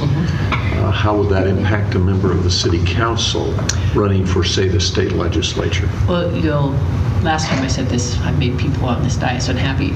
You guys are not employees of the city. You are elected leadership of the city. There is a very different distinction. This is about employment with the city. Technically, you are employed, but you are elected. So you're not employees, you're elected officials. So this would not be applicable to you. Any sort of things in that realm would be political or would be state code. Wouldn't that be true in the county, though? You mentioned all those other officials that are elected. It's usually an employee. So if I decided to run for assessor, I would be an employee running against an elected official. If I was an elected official running against a different elected official, that's a little bit different. And so my question then was, that language wouldn't apply to the elected official themselves. It would apply to the employee who wanted to run against the elected Correct. official. So to make it very easy, the handbook and the policies in here discipline can be rendered against an employee. I cannot render discipline against a council. Good to know. I mean, it's a very distinct Are you saying you wanted to fire some of us? You can plead the fifth on that one if you would like. I'm pretty happy with the structure. I'm just saying there's a very big difference between an elected official and an employee. Yeah. And it's a very fine line to try to understand and explain, but it kind of comes down to whether or not I can give you a pay raise or discipline you. I can't. That has to be something that's decided on outside of this scope. But I can get more information on how long it's been in the handbook, and I can reach out to my HR sources around the state to see who has adopted it. What I don't like about that is it's a judgment call. Yes, it is. There's no black and white rule to apply, and it could be unfairly enforced. It could, and it would be hard to enforce. And each situation could be different, and to apply it uniformly could be extremely. Well, each is, but then there again, if you have an employee that is very disruptive within the city and within their department during an election, just because an election is over, that disruption continues. And when that disruption continues, then that's when you have the issue. Yeah. How big of a challenge would it be, from your perspective, to specifically list out, these are the positions currently at the city that would be a conflict? Like, do you know what I mean? Like, is that... I'm looking at our attorney, and his head's just nodding back and forth like, don't even go there. And that's tied to the specific person in the position now. It wouldn't hold true. You would have to tie specifically to the position. So anyone, for example, who would say be a direct report to the mayor. But then you go beyond that. Our city code allows for the mayor to appoint into positions that are not direct reports to him. So then you have to split that hair. Which way do you want to go on it? Okay. So this one is definitely, you're going to need to think. I'll get some more research done for you if we're interested in it at all, or we can continue on with what we currently have. I would get the research. Okay, I'll get that information and bring it to the clarification. When I look at number 2, hopefully every employee holds a position of trust with confidence to whoever the incumbent would be. I mean, if we're really doing our job, we have a trust in all of our... but it says the closer the ties, but... Well, and that's kind of the example I made. If I ran versus someone in my office is what that kind of covers. But I mean, your department, we count on certain persons in your department to give us very detailed direction that we have to have a high confidence in. I agree. We're awesome. So I'll get some more research on this one for you. I was trying to kind of start thinking if we even want to go in this direction. It is iCrimp language, so I thought I should bring it forward so we could at least have the discussion. I promise the rest of them aren't really as bad as this one. This is definitely the bad slide.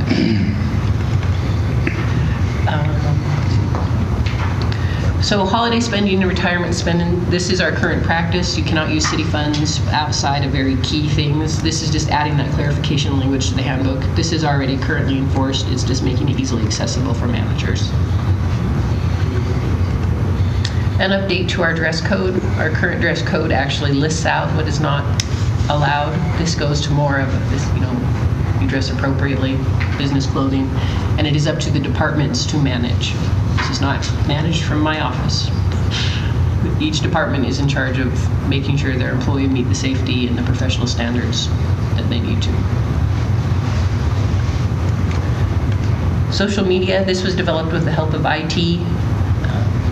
Social media is a very large part of everything these days. We do have departments using it for city stuff at work. The animal shelter, the police department, the fire department, they all use it. Street puts out closures. This is just defining what they need to be doing and how they do it. I'm going to back you way up. Retirement spending, if this were in place, Councilman Moore and Brown would not have got their street sign. They actually paid for those street signs. We didn't give those to them. Well, they all paid for them. Yeah, that was not necessarily for the public to all hear that, but that was good that they did. Tobacco use, this is another one that I need council to give me very clear direction on. I'm asking council to adopt basically zero tolerance for any tobacco in city buildings or vehicles. If you decide that you like this policy, I need your support to have managers enforce it. It does me no good to have a policy in place that we will not enforce. Vaping also. Vaping as well. The Idaho Clean Indoor Act covers in the building. Vehicles is a little different. We do not allow smoking or vaping in vehicles or in City Hall. However, chewing tobacco would also be included in that. Yeah, I have seen city vehicles where vaping, there's a huge... I have too. Yeah. And so this is why if council is interested in adopting basically zero tobacco use, I need your support to have managers enforce that. That cannot come solely from my office. So this one is another of the more hot button issues that I need you to consider. This is adopted from the City of Boise's policy. Do you have an issue with that? Nope. I don't. I think with our history of handing down vehicles, it's not appropriate to give somebody a tainted vehicle that could cause them having allergy responses. Well, we offer tobacco cessation classes through our wellness program. There are tools in place to help employees if they do use tobacco. And if they choose to use it at work, it needs to be on their own time away from our buildings or our vehicles. Jim, you okay? I'm okay. Well, look, I'm going to make a smiley face. One. So I have pulled basically all leave options out of the handbook except for a few small changes that don't actually impact how we're doing things. Currently, exempt employees use vacation and sick leave in whole day increments. So if I show up for 5 minutes to work and I go home, I don't have to log any time off. I would ask council to move us to half-day increments like we do for admin time for exempt employees' vacation and sick leave. Makes a lot of sense to me. I just might say, let the council know too, that a lot of the exempt employees would appreciate that actually. And so... Most of our exempt employees are not comfortable coming in, for 3 or 4 hours and then leaving for the day and not being able to say they took any time off. They feel that they're lying on their timesheet, that they should be using the accruals that they're given. I have had a lot of employees ask me if we would go ahead and just sign this into effect, but since leave was such a controversial thing last time, we've kind of held it until now. And I had a lot of people in December going, those half-day increments would have been really helpful. So this one, I think, is not a big change for us. It just makes it a little bit easier for people to use their time. Sick leave changes. Council had a lot of concern about sick leave abuse last time I stood before you. I've built some things into the policy that would allow managers to have a better ability to keep track of how people are using their time and if it's appropriate. Very clear, this is already policy. You have to use sick leave for sick leave defined usages. We did have some pushback by someone that wanted to use vacation time instead of sick leave, but we knew it was bereavement, which has to be covered by sick time under our current policy. This is just spelling that out a little bit more clearly. Also, currently we allow employees to so if I'm taking sick leave and I don't have enough to cover my absence, I can use vacation time with no penalty. Well, we have two accrual banks for a reason. We have sick leave to be used for sick leave and vacation to be used for vacation. As long as we stay on that plan, I believe that employees should not be able to mix those two pools without consequence. If you have an employee who habitually has to use one or other of the pools to cover their absences, they should be subject to disciplinary action. If you're working outside the constraints of your leave, you're no longer using your vacation or your sick leave appropriately. So I'm asking for managers to have the right to discipline employees for mixing the banks, basically. It's a stopgap in... Are they being able to mix the banks because we've allowed them to do that? There's nothing in the handbook that prohibits it. Okay. It says you can use another leave pool to supplement. This is a stopgap until we figure out exactly what we want to do with leave time, which is a whole other study session. Is that happening frequently, the mixing? We have very few people, to be clear, very few employees who are abusing this. We do have a few very known abusers that the managers really have no recourse because it's allowed within the handbook. Most of our employees are very good with their leave. They track it, they use it appropriately. We don't have this concern. It's that very small population that managers are asking for help in.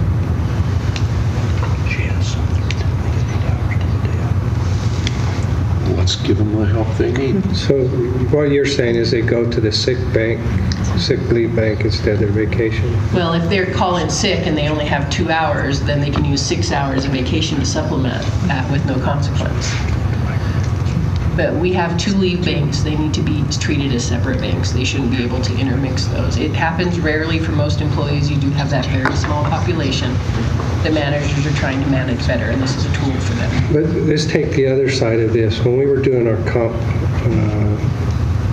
compensation, vacation and all that, and we did a comp time buyout, one of the things we heard was a lot of people want to accrue in their account, so to speak, a catastrophic thing with their vacation.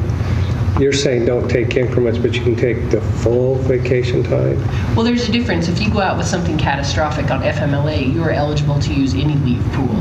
This is if I call in because I have a sore throat and I only have 2 hours of sick leave and I do that every Thursday. This gives a manager a right to discipline the employee because they have the vacation time to cover it. Mm-hmm. But this is not dealing with catastrophic FMLA events. Those are... So this is the chronic abuser that calls in, doesn't schedule vacation, but because they were sick for the first 2 hours, they can use it without asking for it. Yes, they call in sick, they can supplement with the other bank without their manager's permission. Okay. And this will just tighten that all up. It'll tighten it up a little bit. This is adding constraints around sick leave. This is manager requested. Chronic use of sick leave at the beginning or end of days of an employee's shift. Taking sick leave on a day of vacation time, comp time, or admin time has been denied. Using sick leave on deadline dates, and pattern usage of sick leave usage at the beginning or end of vacation time. Our sick leave policy is very vague right now. It doesn't build managers any tools or recourse into habits that they see. So if I'm sick, every time a certain football team plays the next day, that becomes a chronic problem. Or if I'm sick every time I have to go talk before council, I'm no longer doing my job. So those are constraints that managers need to be able to address, and this is a tool to do so. Or if you're sick every time you come back from vacation. Yes, which is another one. People extend very few vacation. But that really happens because people have a hard time sometimes. But it shouldn't happen every time. Yeah, well, I'm saying... Sick thinking they got to go back to work after that. Well, but in some of our departments, they're actually expected to be there to cover for somebody else's schedule for vacation. Our departments run very lean. They do not have excess personnel to handle these times when they happen every time. These are what we're trying to address. We're not trying to crack down on our general employees. It's that 1 or 2% that we're trying to So manage. bring a note from your doctor if you're sick after vacation. If you're sick on vacation, you can convert that to sick leave, but it does take a doctor's note. Okay. Donation for time as sick leave. We had talked about this briefly. So currently, if I'm out on FMLA and I get donated time, that time is only pulled from the donating employee's bank when it's used. It is not pulled and housed somewhere else. So if I donate time, it's only pulled from my account. It's just making clarification there. Additionally, this is a problem we're starting to run into. Donated time may only be used for FMLA usage as defined by the physician in the FMLA paperwork. So if I have FMLA paperwork that gives me intermittent leave that I need to take, and I use time outside what my doctor is saying is appropriate, we're going to limit the donated time to exactly what the doctor says is appropriate. We're not saying that the employee can't take the FMLA. We're saying they can't have the donated time for something that's outside the scope of what the doctor has said. So if I'm supposed to miss 2 to 3 days a month with a serious health condition and I end up missing 2 to 3 days a week, we would allow them to use the donated time for what the doctor said is appropriate, not for what they're using. And then in that case, we would ask for a recertification of FMLA.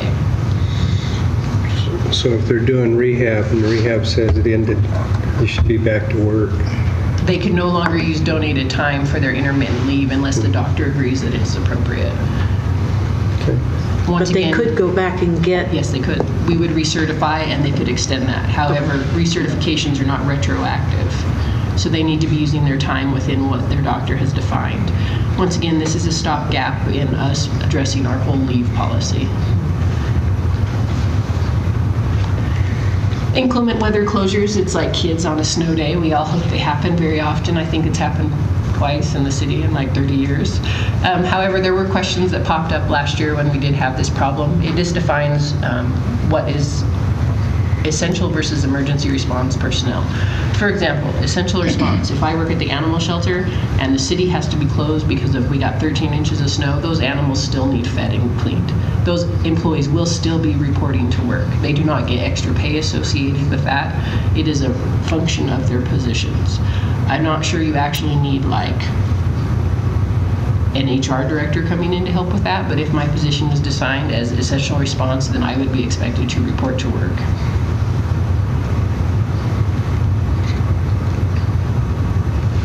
We're going to develop a chain of command that puts you in the system. I'm sure I'm going to be right. I have a cell phone, so if it's like an eclipse and there's no cell phone service, you're going to have to hike up a hill to find me.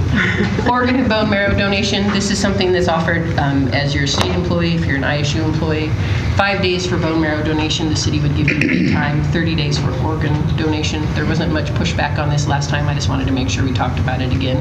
It is something that could be considered leave, but it would not be standard leave. You don't really voluntarily need an organ transplant or have the opportunity to save somebody's life. So I would ask you, I will keep bringing this one to you until you tell me not to or you adopt it.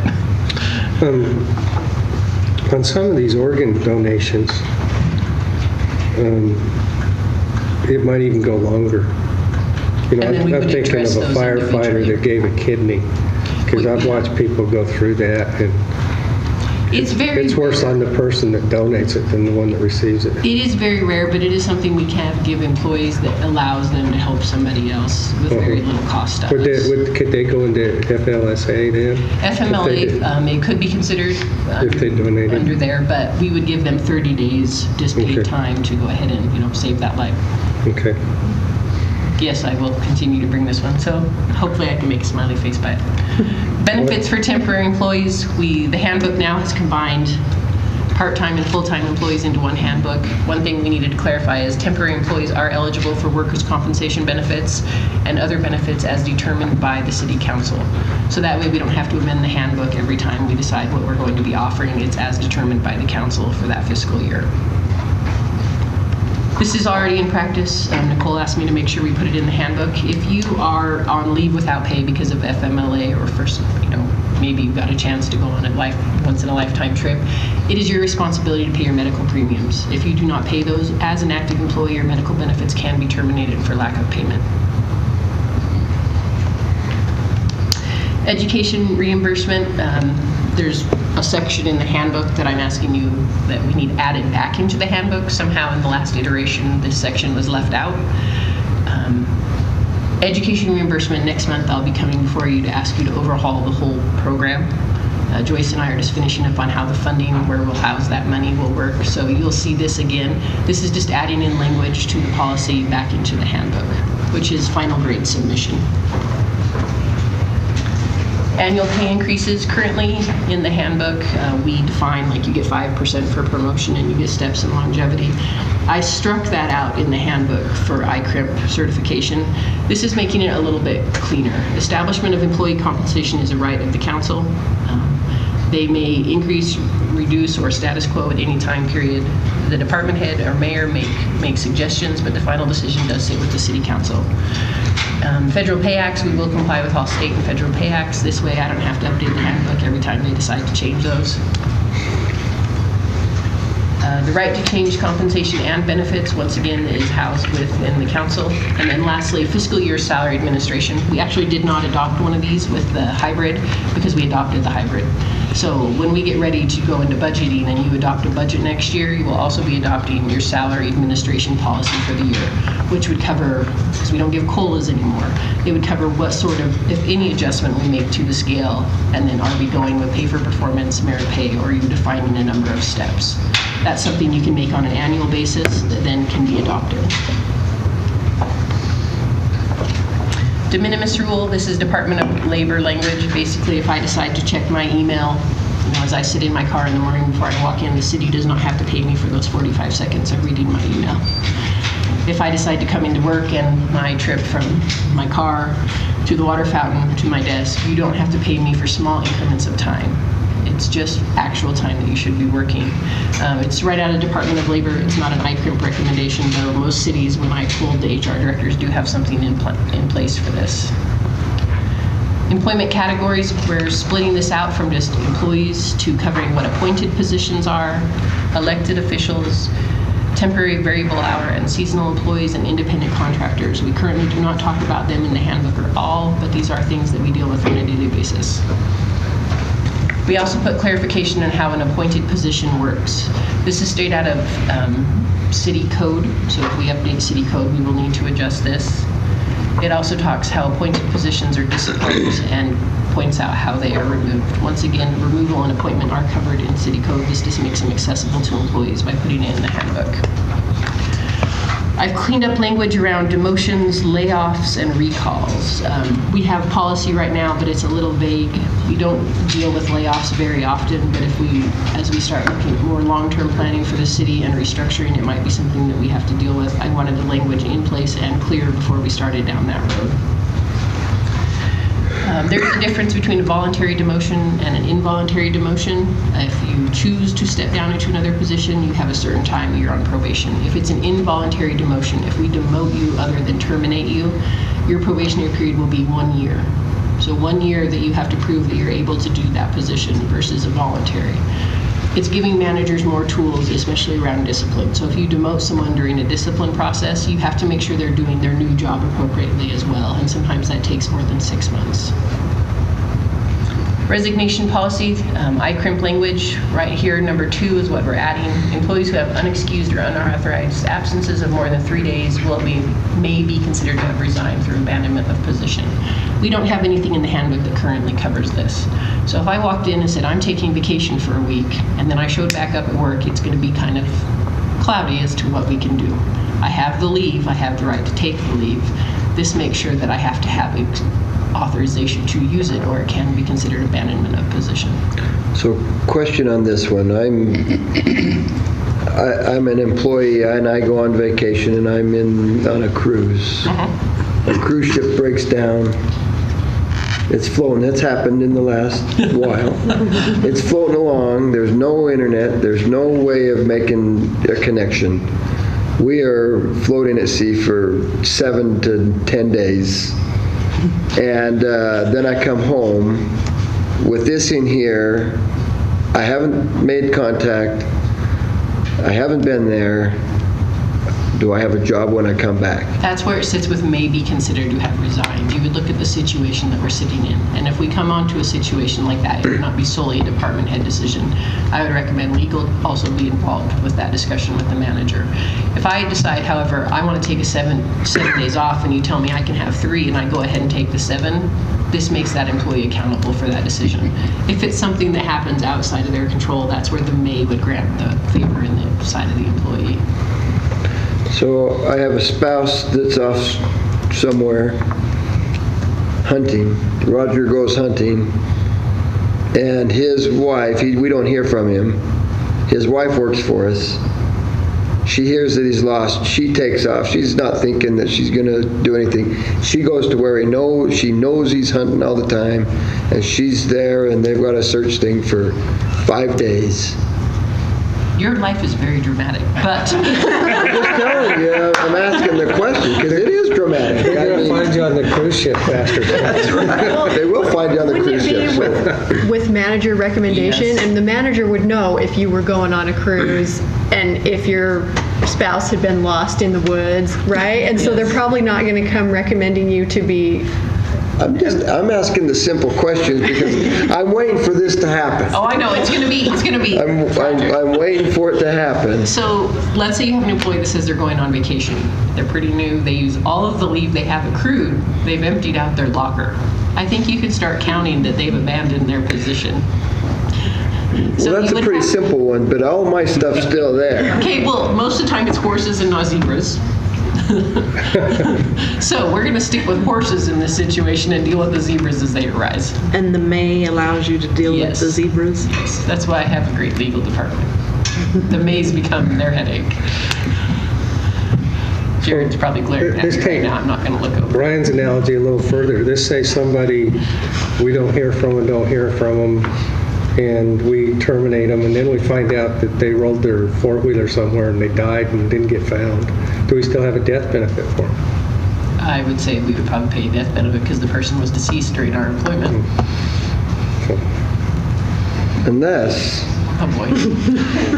Unless we knew he was gone for 7 days, and at day 10, we still didn't know where he was, and we don't know when he rolled his four-wheeler. So I'm going to give you the spiel that I have to give a lot of managers. Not everything can be addressed in the handbook black and white. This gives us the ability to at least have a section of gray that we can talk about with some clear constraints around what is acceptable and what is Well, not. we thought we were tightening this up. Well, yeah, you are definitely tightening up. This is going to be a really long handbook if I have to have policy for all of this. And that means even more pain for you every time I want you to go through it. Who makes the decision on this, Heather? Is that HR, the mayor's office, department head? Hiring and firing decisions sit with managers. HR and legal, for example, sit in on a due process, but it is ultimately the manager's decision.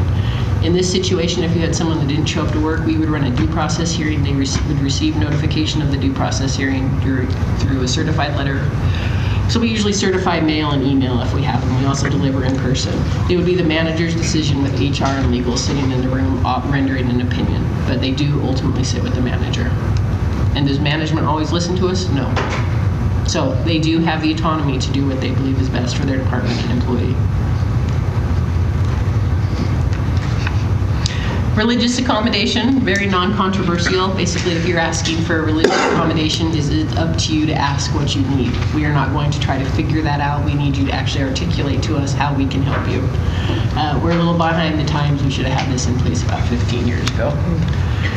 FMLA, so exempt employees, where we don't, it's full day increments. If I come back to work from a personal injury and I can only work 3 hours a day, I get paid for 8 hours. I lose my 5 hours of FMLA time, but my sick leave is not affected. We're asking for exempt employees who come back to work with time restrictions to be converted to hourly employees during the days that they need to use the intermittent leave. It just makes, we have sick leave for this purpose. It's not fair that as an exempt employee, I don't have to burn my sick leave if I'm only working 2 hours a day, but the person who's hourly next to me does. This just makes a more even playing field. And it also, we don't always accept light duty restrictions. sometimes we are unable to safely accommodate the employee. If they do decide to come back to work and we can accommodate, they might have to think a little bit more, like, do I really want to come in for 2 hours, or do I just want to take the whole day? It makes it a little bit more fair in application. And lastly, my favorite one is grievable issues. Currently, we have one thing that an employee cannot grieve at the city, and that is a performance evaluation. One thing. This is what I would like them to not be able to grieve. Some things are simply a management right. You have the right to give your employee coaching, verbal discipline, salary increases. They should not be able to grieve the council because they did not like how they decided on the COLA this year. Some things are management rights. Anything that is subject to procedures such as EEO, affirmative action, health and safety, those aren't grievable. Those are going to be covered under a different section of the handbook. That would be under equal pay. It'd be under health and safety. It wouldn't be a grievable issue. Release of probationary employees, not something that an employee has the right to grieve. That is a management right issued in their offer letter that says you were on a 6-month or a year-long introductory period. Condition of employment, like hours of work. If I come in and I say I need someone to open 7 to 4, I look at my department, we talk about it, and I put someone 7 to 4 based on the needs of the department with the mayor's approval, the employee has the right to work that job or find a new one. Some things simply have to be done for business practices. You can't always have opinions from everybody on how things need to be run. Performance appraisals, performance improvement plans, org structures, those are management rights. They also org structures sit with the council during budgeting because you define how much money we get for each department. Work assignments, I might assign someone in my department training, they don't like it, right now they can grieve it. All of our job descriptions say other duties is assigned, which allows for things to move in and out of an employee's job based on the needs of the department. So I would just like you to kind of ratchet down on what it is grievable. On number 15, the verbal reprimands, what if the employee feels that it was getting into harassment or... Then it would be covered under harassment or bullying. Okay. They also have a right to attach their own statement to discipline put in their file. I will be bringing discipline to you once legal and I have like 6 months of time we can actually look at it, but there's a lot of decisions that we need to talk about how we want to structure that sort of thing. But there's other recourse if they feel that that's a situation. Harassment and bullying, all of those are still eligible to the employee, but they should be dressed appropriately under that section. When an employee files a grievance, it goes in their file. It's automatically in their employee file. If they come in and they have a harassment complaint, that is not something that's placed in their file, and there's different confidentiality around it. We want the employee to be protected in that. So if I'm applying for another job at the city and the manager comes in and looks at my file, if I feel that my manager's harassing me, that shouldn't be something they should have to grieve. As a city, we should be taking care of that under sexual harassment. And that concludes my presentation. So I got a smiley face on tobacco use. We want to debate political offices some more. Look at that. Is there anything else that you have major concern on? Nope, you did a good job looking at a lot of different things. So if I were to pull political offices, could we adopt the handbook with these revisions? Because we will be revising again when I bring leave before you. I would say smiley face. I think so. Yeah. Looks like it. All right. Thank you.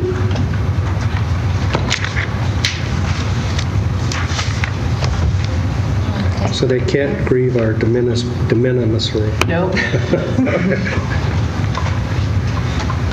Okay, thank you very much. With that, we will go ahead and take we'll say 5 minutes, which means 10 minutes, which sometimes drags on to 15. So we're going to take a break for a few minutes, and hopefully it won't be a long few minutes.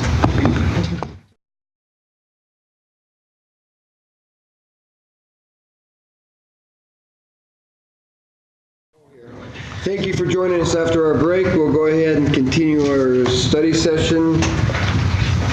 We are on agenda item number 5, Port Neuf River Vision Study. City staff will study updates. City staff will be in attendance to update the council on various Port Neuf River Vision study accomplished since December 2016 to seek council's guidance regarding the city's involvement toward additional planning and implementation of select projects related to the study. Morning, Phil. Mayor and Council, Hannah Sanger, Science and Environment Administrator, and I'm here with Maggie Clark. I'm the Engineering Project Manager. Jeff Mansfield, Public Works Director and City Engineer. Matthew Lewis, Senior Planner at the PDNS in Mellon. Melanie Gigley, Planning. John Banks, Parks and Recreation. So we've got quite a team. I'm going to be the primary speaker, but they're going to just jump on in whenever I say something wrong or to add to it. So we are here. Oftentimes you're making decisions about what to do here and now, and a lot of what I'm talking about is still in this visioning and trying to think down the line of where we want to go and what initial steps we need to take to get us to where we might want to be. So just a brief overview and talk about some of the accomplishments in the last year, a proposal for moving forward, and related to that, some council requests related to Centennial Park, an ad hoc advisory committee for the River Vision, thinking about City Hall and Terry Street. And so the first two items are the really definitive request, and then on the last two, looking for just some more guidance and if you want more information to move forward on. So a little bit of information about some of the accomplishments of last year. After the River Vision study was adopted by council, we started giving some presentations at organizations such as to the Army Corps of Engineers, at a flood management conference, AIC conference, and then a lot around town, obviously. Started having discussions with the Army Corps of Engineers regarding what is the appropriate size for the concrete channel, and how do we go forward with evaluating the appropriate size and what that might cost. And I talked to you last spring about that, and that's sort of is a major project of probably $1 million to evaluate that. And so I'm not going to talk about that today. That's a big discussion in and of itself. So we'll put that off, as well as some vegetation management discussion of how can we ensure that our levees are managed with Army Corps guidelines, but also meet our water quality standards. And so ongoing discussions there. Again, not going to talk about that today. That could be a whole nother topic. And then doing some preparatory work for advisory councils. Last December, council gave guidance to move ahead with an advisory council, and it took a lot longer than expected just to figure out what work we wanted them to do, and so that when that group of citizens and agency staff met, it would be effective use of their time and would get us towards a definitive goal. So we now know that, and back to talk about that. And key to that was actually, we started working with Utah State University, which has a landscape architecture program, which Idaho State does not have. They also do a lot of urban planning in their program, which Idaho State doesn't have. And so terrific opportunity for us to call on these neighbors to the south. And they came up with additional concepts based on the vision study that the community and the city council did in 2016. So I'm going to talk briefly about some of what Utah State did. So I'm going to go through these next images fairly quickly. I know all of you saw their presentation or stopped by in November. And so this is just a reminder, refresher of what they are. They're all available on our website, which you can, river.pocatello.us. So they looked at open spaces, replacing the concrete channel. So, this is a grand vision of going along the whole concrete channel from here's where the Green Bridge is, where the Greenway crosses all the way through town down to Raymond Park. And what would it look like to make this into a sort of a real river look? And so just to give you some scale of where things are, we have the depot here, they propose a town square down here, Memorial Park is here, and moving down towards Irving is right over here. So they looked at a community plaza in Old Town, so we've got right by Simplot Square and the library, so what would it look like to transform that space into being a real community downtown center? They looked at access within the concrete channel, so maintaining flood control. All of these projects maintain flood control and keeping it still a lot of concrete, but what could you do with the Center Street Bridge area to improve access? So this would be right near that Town Hall Square. Other groups looked at targeting open space within Old Town. So instead of opening up the entire concrete channel, let's look at city-owned property and what would it look like if we did something at Raymond Park and Memorial Park. And all of these ideas sort of came out of the vision study, or were, in many cases, ideas staff had been talking about. And then there's some that were just brand new. You know, it's great to have somebody new come in and just go, what about this? So we have a wide variety. They also looked at south of town, so between Edson Victor and the Church Farm, you know, can we restore the meanders by the highway pond there? So on the east side of the railroad tracks, and putting in a greenway trail there. And then they looked at community development north of Old Town. So this is in the Craft Road, runs right here, where North Main Street intersects. And so is it possible to do some development there and restore the river in that section and create these community spaces and parks? Then they looked at between ISU and the railroad tracks. And so what would it look like to take Terry Street, which has been something that the city has been thinking about, and really revitalize that area? And they also proposed a bridge over the railroad tracks there connecting to Centennial Park. Alternatively, you could go up to Benton Street and over as a sort of interim phase. And so this has been something that the city planning department has also been working on for years. And then they looked at Centennial Park, which I'm going to talk about in depth, and some other ideas for implementing the city's vision, the community's vision for Centennial Park. And so this was what came out of the 2016 River Vision Study. And this is the area we're going to ask for council support for moving forward with. So just to review, you know, we started several years ago this initial problem of what does the community want for the Portneuf River? You know, every time we would talk about the concrete channel and opening it up, it was always like, well, does this part of the community really want it? Do people who live there really want it? And so we went out and did the River Vision Study in partnership with the Army Corps and a lot of help from Idaho State University. And we got a vision. And that was great. However, you know, how does that tie into community development? You know, how do we make that actually work?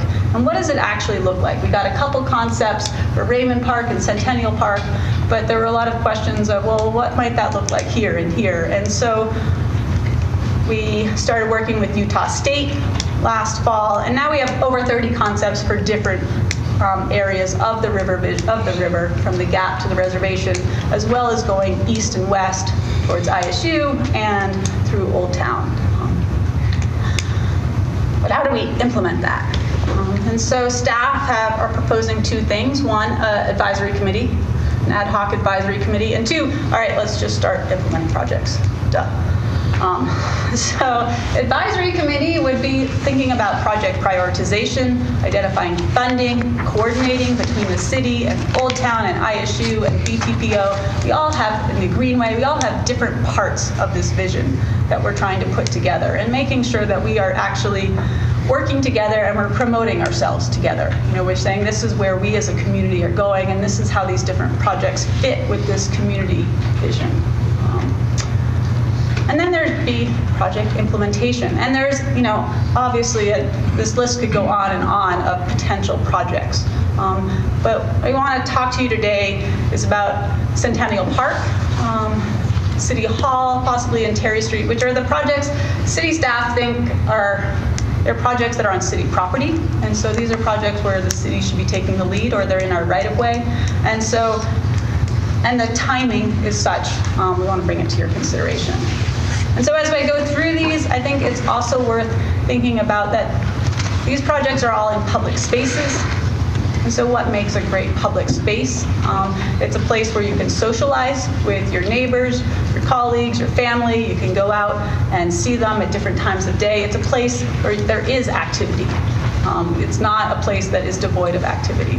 It's a place with a bunch of uses, so it might promote retail sales in an area. It might enable businesses to thrive, such as restaurants nearby. It might allow people watching or kayaking or tubing. It's going to provide access. There's going to be access and linkages to it, so you can there's parking, there's bikeability, there's walkability. It enables people to get to that space. And then it's going to be a place that is safe, that looks nice, and that is going to also improve water quality or air quality, the whole benefit. So Centennial Park. So our goal is to implement this #1 priority project that came out of the 2016 Vision Study and demonstrate the impact of such a project on community vibrancy. And so what we would like to do that is to contract with Utah State, again, to develop a schematic design for Centennial Park that would have costs associated with it, phasing. It would give us a real project that we could then take out to a design firm and start moving forward with. So this, we don't have numbers on it. We've all got our own image of what it might look like. And I bet every single one of your images is a little different, and all of ours here are a little different, because all we have is that one initial pretty picture from the 2016 Vision Study. And so, but that's not, we can't put costs on this. I've been using the phrase of $500 to $1 million, but somebody might think that includes, a grandiose amphitheater and a bathroom, and somebody might be saying, well, you can't do that for that cost. And so to get an understanding of what are we talking about. So Hannah, with that, with USU, this design, does that come with costs? That will come with costs. So that is going to be one of the deliverables, is a cost estimate to the city. Will that have suggestions for grant opportunities and things like that, or? We're thinking that we're going to actually do that work internally. So with the advisory committee and some of our internal resources, we can really put together a solid grant matrix. And we have the skills locally to do that and to go, okay, here are the various grant options and how to make this one happen. So that was but to have Utah State University students do what they are being trained to do and do really well, which is give us these beautiful pictures. So that we're looking at 4 different vignettes within it, as well as a couple design options, work with city staff and plow through that so we have a general understanding of where we want to go. And phasing, for various parts and with costs. Ultimately, you're going to move this much dirt. So Hannah, when with what the students have just barely done, why didn't they focus on Centennial Park and get that to us now? Why did they go the direction of all the other new ideas when we kind of knew we needed to at least start with something? Yeah, so they gave us some additional ideas for Centennial Park, but the structure of the last effort was really we knew we needed this, but we also knew we needed to know where we wanted to go overall. And so we asked them for a lot of designs, and we said, yeah, we'd like you to go from the Gap to the reservation and look at Terry Street. And so we wanted all of those, and so they weren't able to dive down deep in the time they had. They could really only do this sort of a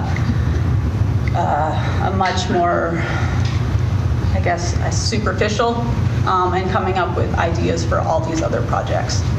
And the design of the class that they had, the structure of it was such that it was really an urban planning class, and so they were looking at economic development as, how do you have housing, and how do you design this public space to improve economic development and housing options and community resiliency. And so that was their scope, was in all these different areas. How can you develop a community using the principles of the River Vision? Whereas this project, what we're proposing now is to start to take that basis of knowledge and now get costs and say, okay, moving this levee is, you're going to move 2,000 cubic yards of dirt. It's probably off by a factor of 100 or something, but 2 million cubic yards of dirt, and this is how much that might cost. So we weren't asking for that before. We really just wanted additional concepts to consider.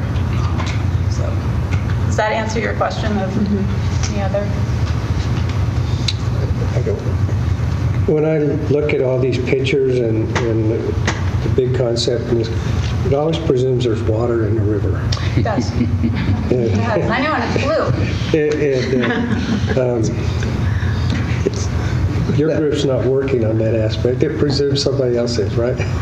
Right. So actually, we are not working on water rights. We have been working on water quality with Idaho State University, has been looking at Marsh Creek and has put together a proposal for how to improve water quality coming out of Marsh Creek. And I believe we got a presentation from Dr. Ben Crosby about that in December or something. So that has to be implemented, right? But we have an understanding of that. But how to get more water in the river? No, we are going to have to assume that in the summer it's going to be low flow. There are communities in Texas, and the Utah State students did some analysis of looking at a community in Texas that has a river that runs nearly dry like the Port Neuf, but you can have a vibrant park still there. You can also do things like purchasing some water rights to back up flow if you want to create a kayak park at certain times of the day. So there are certainly some options that should be considered, but we need more water in the river. We have some money with water rights to purchase that, but it's not going to give us, we're not going to get that kind of Boise River ever. It's always going to be low flow in the summer. Good, very good point. Anything else on that? So just to remind you about Centennial Park, so on the left is the current park, and so you have the charter school is right here. Let's see. Oh, you can't see it on the screen. Okay, so the charter school is on the middle right of the left picture, and the proposed project will, does that work? No. I should have brought a laser pointer, sorry. Proposed project is to create a wetland where the ball field is, essentially. And so to move the levee around the ball field. And so we want to get schematic costs to do that. And so how to make the river accessible for floating, for fishing, for wading, for tubing, and create a wetland in there, add walking trails. And so to get concepts for that. So just to give you a brief conceptual time frame, what we are proposing right now is that we would form an advisory committee for this project. And so Maggie Clark, our engineering project manager, would be the project manager for this. And she would have an advisory committee to help her implement this project. And they would be composed of business groups, stakeholders, so residents and other stakeholders, and then some agency staff. And that group would look at funding. They would also do outreach for the project. Valley Pride has shown a lot of interest in supporting this project. So at Rick Cheatham's invitation, I'll be talking to them later this month to see if that's still on the table or not. And the other thing we would do right now is, with this advisory committee, is fund schematic design by ISU, so we have the costs. So that would give us quantities, costs, phasing, so that we could then move into a contract for design development, which would include a preliminary design, final design, construction, secure bids, and then construct it. Now, there's some big, scary costs out there, so I'm not asking you to commit to that at all. I think we're going to have to do a lot of fundraising and grant writing. And so you'll see at the bottom, there's two things. There's one called fundraising and one called permits. We expect that, working with the Army Corps just takes a long time. So we've given ourselves lots of years to make sure that the Army Corps is fully on board in writing off our permits. There's also permits with Water Resources, Idaho Water Resources, and DEQ, and then doing fundraising. So that's sort of a concept of this, to have it built in 5 years. A lot of it is going to hinge on our fundraising ability. That's probably the biggest unknown. The rest of it is fairly standard practice that we can go through. But the first step to make this happen is to have an understanding of what's it going to cost. I mean, what are we looking at? You know, what are our 3 options? Is there an amphitheater involved in this, or are we just moving the levee? You know, how much concrete work are we actually talking about? So any questions on this one? Yeah. Okay, so $8,000 is a lot of money to contract with them to get that information for you. I know before the reason why we went with Utah State is because they were offering it basically for free, but now if there's a cost associated, are there other places that we can go to get that information? Like, can some students at ISU do that, or an architect here locally, or what would be our reason for continuing to go with Utah State for something like that? Okay. So first, just to say we did pay them before for the effort, but this is probably a $30,000 value from a local firm, $30,000, $40,000 in terms of the work that the students will provide. So it seems like a really good deal, and the time frame is fast. So if we're to do this internally and use Maggie's resources to come up with a schematic design, we're really pushing this back a long ways, just with staff needs. I've got the money in reserves to pay for this, so that is sort of covered in that So you're sense. saying there's no way we could get it for that same price? I don't think so. I mean, we'd be, going out and begging. And so we probably can if we beg enough, but that is a really good deal for what we're going to get. We'll have 2 faculty who are professional landscape architects working with the students on this and leading them in the design effort. So that's getting those resources at that price is pretty incredible. And just to be able to have this schematic design so that when we go out to an engineering firm, we know what we want and we aren't wasting that $8,000 when it comes to the final project will be pennies, and to be able to tighten it up right now. I don't know if any of you have anything to add on that. And one of the things you said is that there isn't a lot of resources locally to generate this scope. No, and unfortunately, I mean, this is really a design that we want landscape architecture assistance on, and ISU does not have that program. I would love it if they would have that program, because I would be there all the time trying to use those resources, but they don't. And so what we are essentially covering is the faculty members' time to really put in the extra effort on this project and to give us a polished final project. So it's not, I think as you saw with the work before, it doesn't look like what I would expect out of student projects. I mean, it was polished, high quality work, and so I expect the same thing to come this next effort. And they're not going to be giving us any ideas on how we can fund it or grants. That's all going to have to come from we were talking about that, and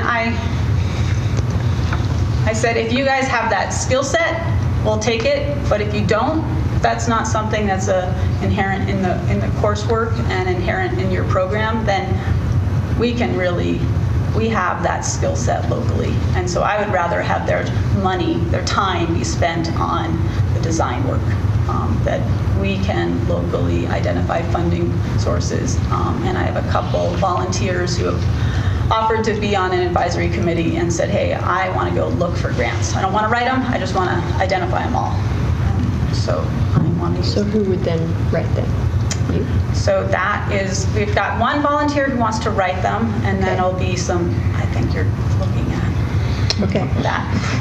Okay. So, and as well as really, I mean, that's going to be something seeking from the community, as well as any support with writing grants and identifying funding sources that we can acquire. So the Portneuf Resource Council, which is a nonprofit group that does watershed improvement projects, and has had terrific success with getting money and getting partners to do restoration projects has indicated that they want to work on this. And so that's a great way to get a lot of our Fish and Game and Trout Unlimited and natural resource grants. They can help identify those and provide the partnerships for on that level. So, but it is going to be, this is the reason why it's so important to have city staff involved, is there's a lot of coordination there of just, and having somebody like Maggie who can drive the process forward, and I will be leading the overall Mayor's Ad Hoc Advisory Committee, driving this other coordination forward and making sure that the city interests are sort of driving a lot of it as well. Is that? If we were to have an advisory committee, how difficult would it be for them to start pursuing some grants or identifying them if they didn't have this I think it's finite, defined? I think it's really, they can do that, but without knowing how much it's going to cost to construct. We don't know where we're going. So they can start right now with identifying grants and writing for it. Probably the first thing is going to be getting a design firm, hiring a design firm to do the final design. And so securing that funding for that. And they can certainly start working on it, but it's hard without knowing what we want. Exactly, it becomes a lot more nebulous. I mean, this is just not enough to work on, and it makes for much more sloppy grant writing. And so that's we don't, it says, yeah, we want to put in and a takeout, but we want to slope back the levies, but I don't even know how much material this is engaged with this. And so really, what are those costs? So if they're getting a grant to pay for the design firm, can that design firm not give us the costs? We could do that. But it would cost more to work with a design firm. Okay. So we're going to essentially, instead of paying a design firm, $30,000 to do conceptual costs and work with us on this effort, we can pay $8,000 right now and get that, and so we can have a much more targeted proposal to a design firm. I think, but we could certainly just hire a design firm and say, hey, we want to go forward with this, but I expect, first we need to raise the money to get a design firm, but our costs for the design firm are going to be significantly more because they're going to have to do that work. The more dialed in you have your design, your concept will enable you to be more focused on your grant writing and your grant research opportunities, and then also it'll enable you to help figure out your scope with your consultant when you get ready to actually go into design.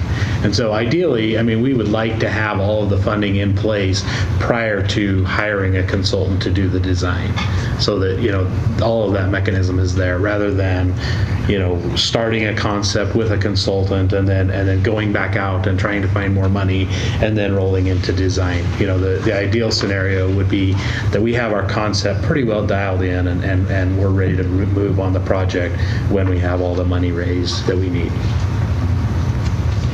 So I know you said you have some of these funds in your department's budget. Is there a chance that a grant could help cover some of this instead of having it come out of your departments, or is that not something that there would be an available I think with the timing that we have, no.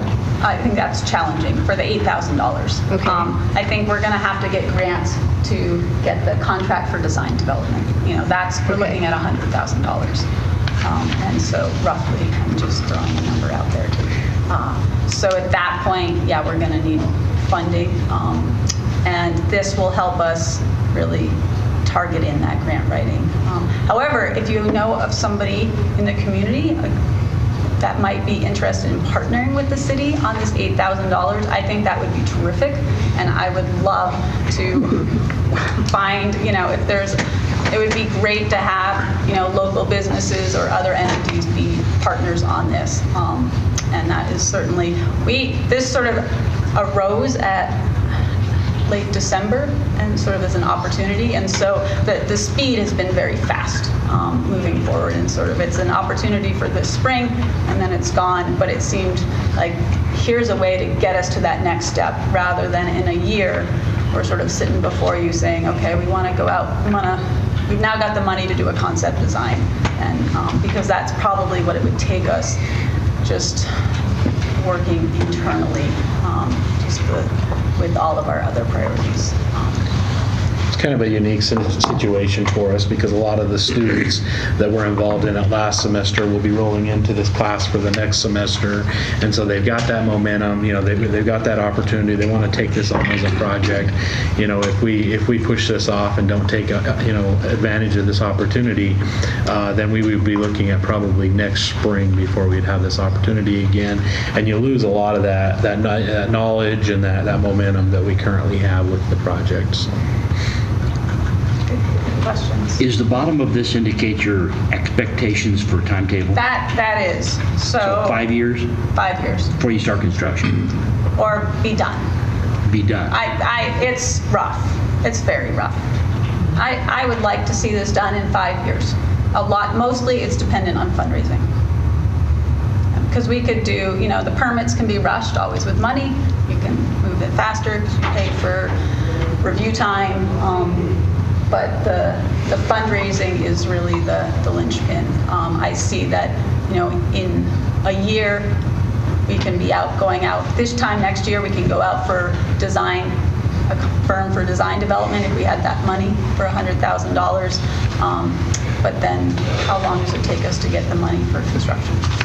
So understanding that is very rough at this point, you're saying 5 years for completion. When roughly would you see starting construction? If you could get them. I was thinking a year for construction. So that is. So in 4 years, you would see starting. Yeah. We could start it in 2 years if we had the money. If things fall into place, potentially. It could be. Okay. But it is all about the money. Is it all about money, or how willing is the Army Corps of Engineers to adapt to this? They are very willing. So they have a process in place called a 408 process, and so we just work within that process to move a levee. We're going to maintain existing flood control, so we're within the scope of their regulations, and so they just take a while to do permit review for a 408 project, so that's probably the unknown, and that's why that permits is just this sort of long. And part of their design will take into account that they'll have to meet standards that the Army Corps engineer will accept. Yeah, and so the students will have put into their proposal that they'll be working with the Army Corps and involving them in their designs to make sure that they're not dreaming outside that box, because that's a box we can't go outside of. So good question. Any other? So our hope with this is to bring with you a proposal on the agenda for next Thursday for this contract, which is rushed. And so I just want to toss that out there. I'll talk about that a little bit more at the end of this meeting, but we would like to get this contract signed and moving forward with Utah State as soon as possible. But I know you usually like more time to review things, but it would be, I think, in the best interest of getting this work done, just to move forward with this contract, subject to legal review and all of that. Any questions? So the other proposal we have of moving forward immediately is with a general ad hoc committee. So to coordinate efforts by multiple entities, Old Town Pocatello, Bannock Transportation, City of Pocatello, Greenway Foundation, other community groups, economic development interests, and how we're all working on the river vision. And so the council supported this about a year ago, the formation of this committee. And this group would be responsible for developing a website, identifying funding, prioritizing general projects, saying, this is what Old Town is working on, and this is where they're going, and these are their priority projects, and being able to communicate this effort that many entities are working on separately in a coherent fashion. And a lot of it would also be just a lot of facilitation and networking and just making sure that we all know what each other is doing. And then there's grant writing and applying for funding. Well, some of those entities you just mentioned have their own ability to receive some grants that could be a part of this project. Yes. Yeah, and so that is in part why they're on this, because these are people who are making things happen. You know, a lot of this group will be groups that they're doing projects, and they might be doing projects that the city has minimal involvement in. They might be doing projects where we're a key partner, but there's a lot of integration, a lot of, you know, these sorts of projects are funded by economic development money, urban renewal in Caldwell. They're funded by transportation dollars. They're funded by bonds. They're funded by ecological dollars, federal and state funds and nonprofits, and then they're funded by just general nonprofits, local and regional. And so there's a lot of coordination of just thinking about who's going after which pot of money and making sure we're all playing together really well, and give a coherent package to these potential funders. A lot of the towns that have developed these river corridors, they had to get aggressive about putting them forward. I think Oklahoma City, for example. Okay. They really had to redo a lot of stuff, but they revived their old town in Oklahoma City by being aggressive.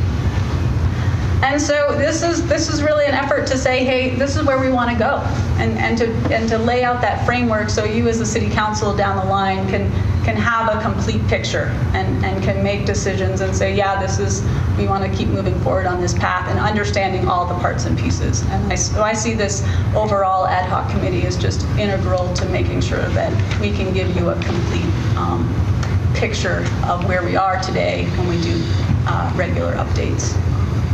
And I also would love to have a council member on this if there's an interest. So that is the big request of the day is there interest? I don't need an answer right now, but certainly having council representation on this as it moves forward would make sure that the city council's interests are being adequately communicated and back and forth. Because there's a lot of decision making related to this down the line. Now, if we have this committee, would it be Maggie or you that would be like the This one would be me. Okay. And the Centennial Park only would be Maggie. Okay. And so every little project might be, the city might have almost no involvement with the project. So, for instance, some Old Town projects, we might be on the committee, but Stephanie Pelagi is going to lead those. And so Centennial Park, Maggie, it's the city-led project, Maggie would lead. This overall coordination, I would lead. I am much better at overall coordination than actual project implementation, not my forte. So, and she is a project manager, so it's perfect. Any other questions on this? Okay, now we move into, as part of the work we asked Utah State to do, one of the things that's come up a number of times is moving Old Town into City Hall into Old Town. And so we asked them to explore this, and I wanted to make sure you got an update on some of that and thinking towards the future of where you might want to go. Don't need an answer today, but just want to make sure this is part of the discussion. So, should City Hall, and how can we, if so, integrate City Hall into the River Vision in terms of, as we're working to create these great public spaces, City Hall has a lot of people here, a lot of vibrancy goes around City Hall, but our current location is in the middle of a vast sea of parking and roads and not really connected to the community in terms of its location. Although it's in the center of the city, it's far from the heart of the city. So just a couple of facts. The city of Pocatello has about 55,000 residents. In 2010, we were 54,000 residents. And these are just off the interwebs, so take them with a grain of salt, the numbers, but I'm using them as comparison. I got the same numbers for a couple other communities, so if these numbers are all wrong, they're all should be wrong in the same way. Median home value of $136K and household income median is $41K. So we're requesting exploring possibilities for integrating City Hall and other public spaces into community development and river restoration in Old Town, and thinking about the feasibility of what do we want for City Hall. You know, where do we want to be in this building, in this location, in 50 years? You know, so putting on that vision hat of where we want to go, and then what are the steps to get us to where we want to be.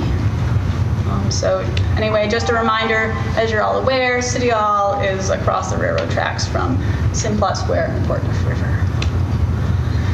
So this is a look at Caldwell. This is their new downtown plaza location. Similar size community to Pocatello, similar home values and household incomes, but they've had a lot of growth recently. So that's probably the biggest difference. They are looking at putting a new plaza really close to where their river is. Their City Hall is down on the river about 2 blocks from this. And so their proposal is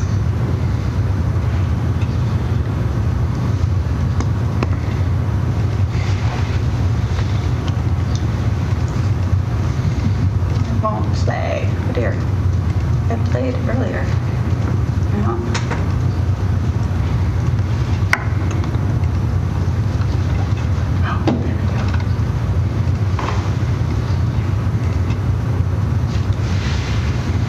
There's no sound.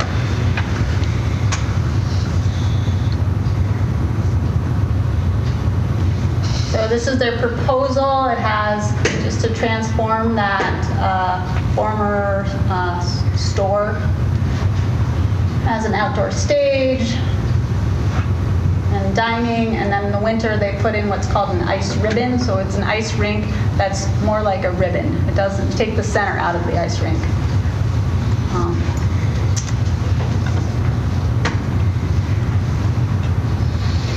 So Caldwell has invested about, I believe it's about $7 million in this. And this is part of their economic development for downtown on the river.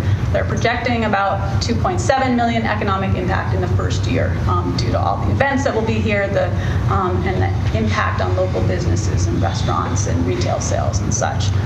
So just to give you a sort of a sense of a framework of what some other communities are doing and the ways we can tie river restoration with economic development, but this importance of having this public space. So Twin Falls just built a new city hall, similar size community to Pocatello, a little smaller, similar home values and median income levels. And this is where they relocated. Twin Falls had their city hall was split into 3 buildings. It was pretty awful. And they took this old furniture store and made it into this. It just opened in December. And their next phase is to put in a plaza in front of it. This took about 4 years from beginning the process to opening it.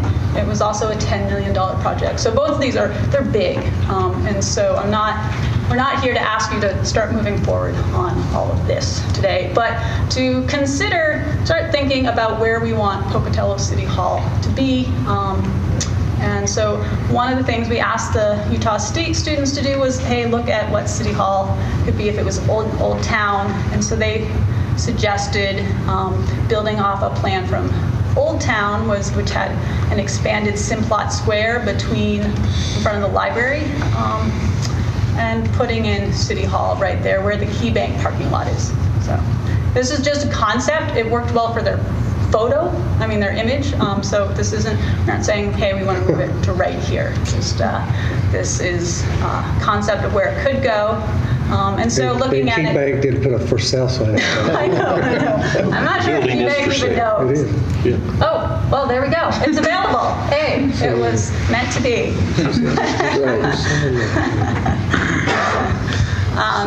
So again, that corner where the library is, and you'd have City Hall and you'd have this plaza in front of it. So why are we also talking about it right now? So in addition to the river vision, sparking this ability to think visually about moving City Hall is also the police have a feasibility study that we funded last year, and so they will be conducting it later this winter and spring because they've run out of space on their half of the building, and so they need more space. And so one of the timing of it is, where should they go? And should City Hall then move into their space if they move out? Or do they want to move into this half of the building? Or do we want to build new buildings? But it's an ideal time to just be thinking about where we might want to go. Well, and Hannah, I think that part of their feasibility study was to look at this building and see what it would take to move them into this building and make this kind of a emergency service center or something like that. Well, and related to that, I know the fire department is going to be coming to you sometime in the future asking for funding for a master plan for fire department needs. They've been talking about a fire station in this general location for a while, and their study would assess whether that is the appropriate location or not. And so where do we, what do we want for City Hall? So a feasibility study to move City Hall to downtown there, what would that take? What would it look like to you? Yeah, so a feasibility study would determine our facility needs. So what kind of building space do we need for people who work in City Hall? What kind of parking do we need? And then we would identify possible locations. So are there locations in Old Town that would actually work or not? And help us rule out, we all want to be in the Union Pacific Depot. Would be really cool to work in, but is that actually feasible, right? Let's get down to reality. What would it cost? And start to identify funding solutions. So here, yes, you can use TIF money. No, you can't use TIF money. Yes, you can use, WPC revenue. I'm just going to throw out ones that are impossible. No, you can't. Just giving us some structure of, hey, let's stop talking about using these funds inappropriately. Thanks for taking the low-hanging fruit off the table. Sanitation money. Can we use sanitation money or not? So that's what a feasibility study would give us the framework for, is just to understand, hey, what is feasible and what are we looking at? And given our current population and if we're growing, also what kind of building do we need? If we have a city population of 75,000 or 100,000, what should we be looking at so we can appropriately plan? And again, thinking, okay, in 50 years, where do we want to be? Or 25 years, where do we want to be? In the feasibility study, when it's done, you can say, no thanks, that's great, we don't want, or let's start moving forward. It would also give us the ability, one of the things is, that funding is a big deal. The numbers I gave you for Caldwell and Twin were big. But to purchase property, in the short term and say, okay, we know we want to go there. It's going to take us a long time. But we'll get the property and then we can work on the funding afterwards because that is the location where we want to be. And so as we think about Stephanie Pelagi working on Old Town renovations, they've got plans for Center Street from the river, up to the underpass, thinking if we want City Hall there, where would it be? And so we can have better plans that she can work with for her economic development. So those are some of the conversations we've had. Have I missed anything related to that? Well, I think you have one of the key strategies. If we're going to revive the river, we've got to revive Old Town. And the only way you revive Old Town is to take leadership of investing in it. And the city might have to put its money where its mouth is, so to speak. I mean, that's a big conversation. It would be awesome to have City Hall downtown too. So if you, right now we could give you more information about a feasibility study. See, we could come back to you with research about what one might cost for our community, for our City Hall, and so depends on whether the University of Utah would do it or not. I don't think they have that skill set, but I know the city of Boise has recently gone through some feasibility studies for their city hall and a lot of their different facilities, and so we could explore that future further if that's something you guys have interest in. So. But we didn't want to jump too far down that without getting a sense of where you wanted to go. Okay.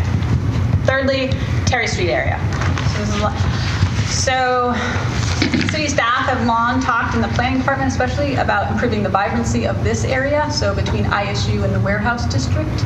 And so a request is have city staff develop a zoning overlay for this district and develop streetscape concepts. I didn't practice speaking this, from ISU to the Portland River in that area. So, if we do this zoning overlay that involves changing the streetscapes, what would that look like? And so, again, this is that area between ISU and the railroad tracks, the warehouse area. It would also probably encompass Benton Street, is what we're thinking. So just to give you an idea of what kind of, what a zoning overlay might do is thinking about, this is Bell Street in Seattle, and so how you can have a really vibrant street. What kind of buildings do you want on the sides of the streets? What do you do with the road? Is it, can you narrow the travel path and have room for people to allow for festivals and such? Might be something like complete streets that we did on MLK with a lot of more landscaping, but thinking about ways to address parking standards in the area, as well as, you guys can speak up more about that. I just am blanking all of a sudden. Oh, you're doing great. Okay. I think I have this coming up. Yeah, I think the best real example that we have that is envisioned for that corridor is with MLK. And I would hope that most of the council people would agree that that was a really great project for the money. It created a safer environment. There's a big partnership there with ISU and so forth. And so the vision is this was such a great project that continuation of that from Terry Street to First would continue that concept.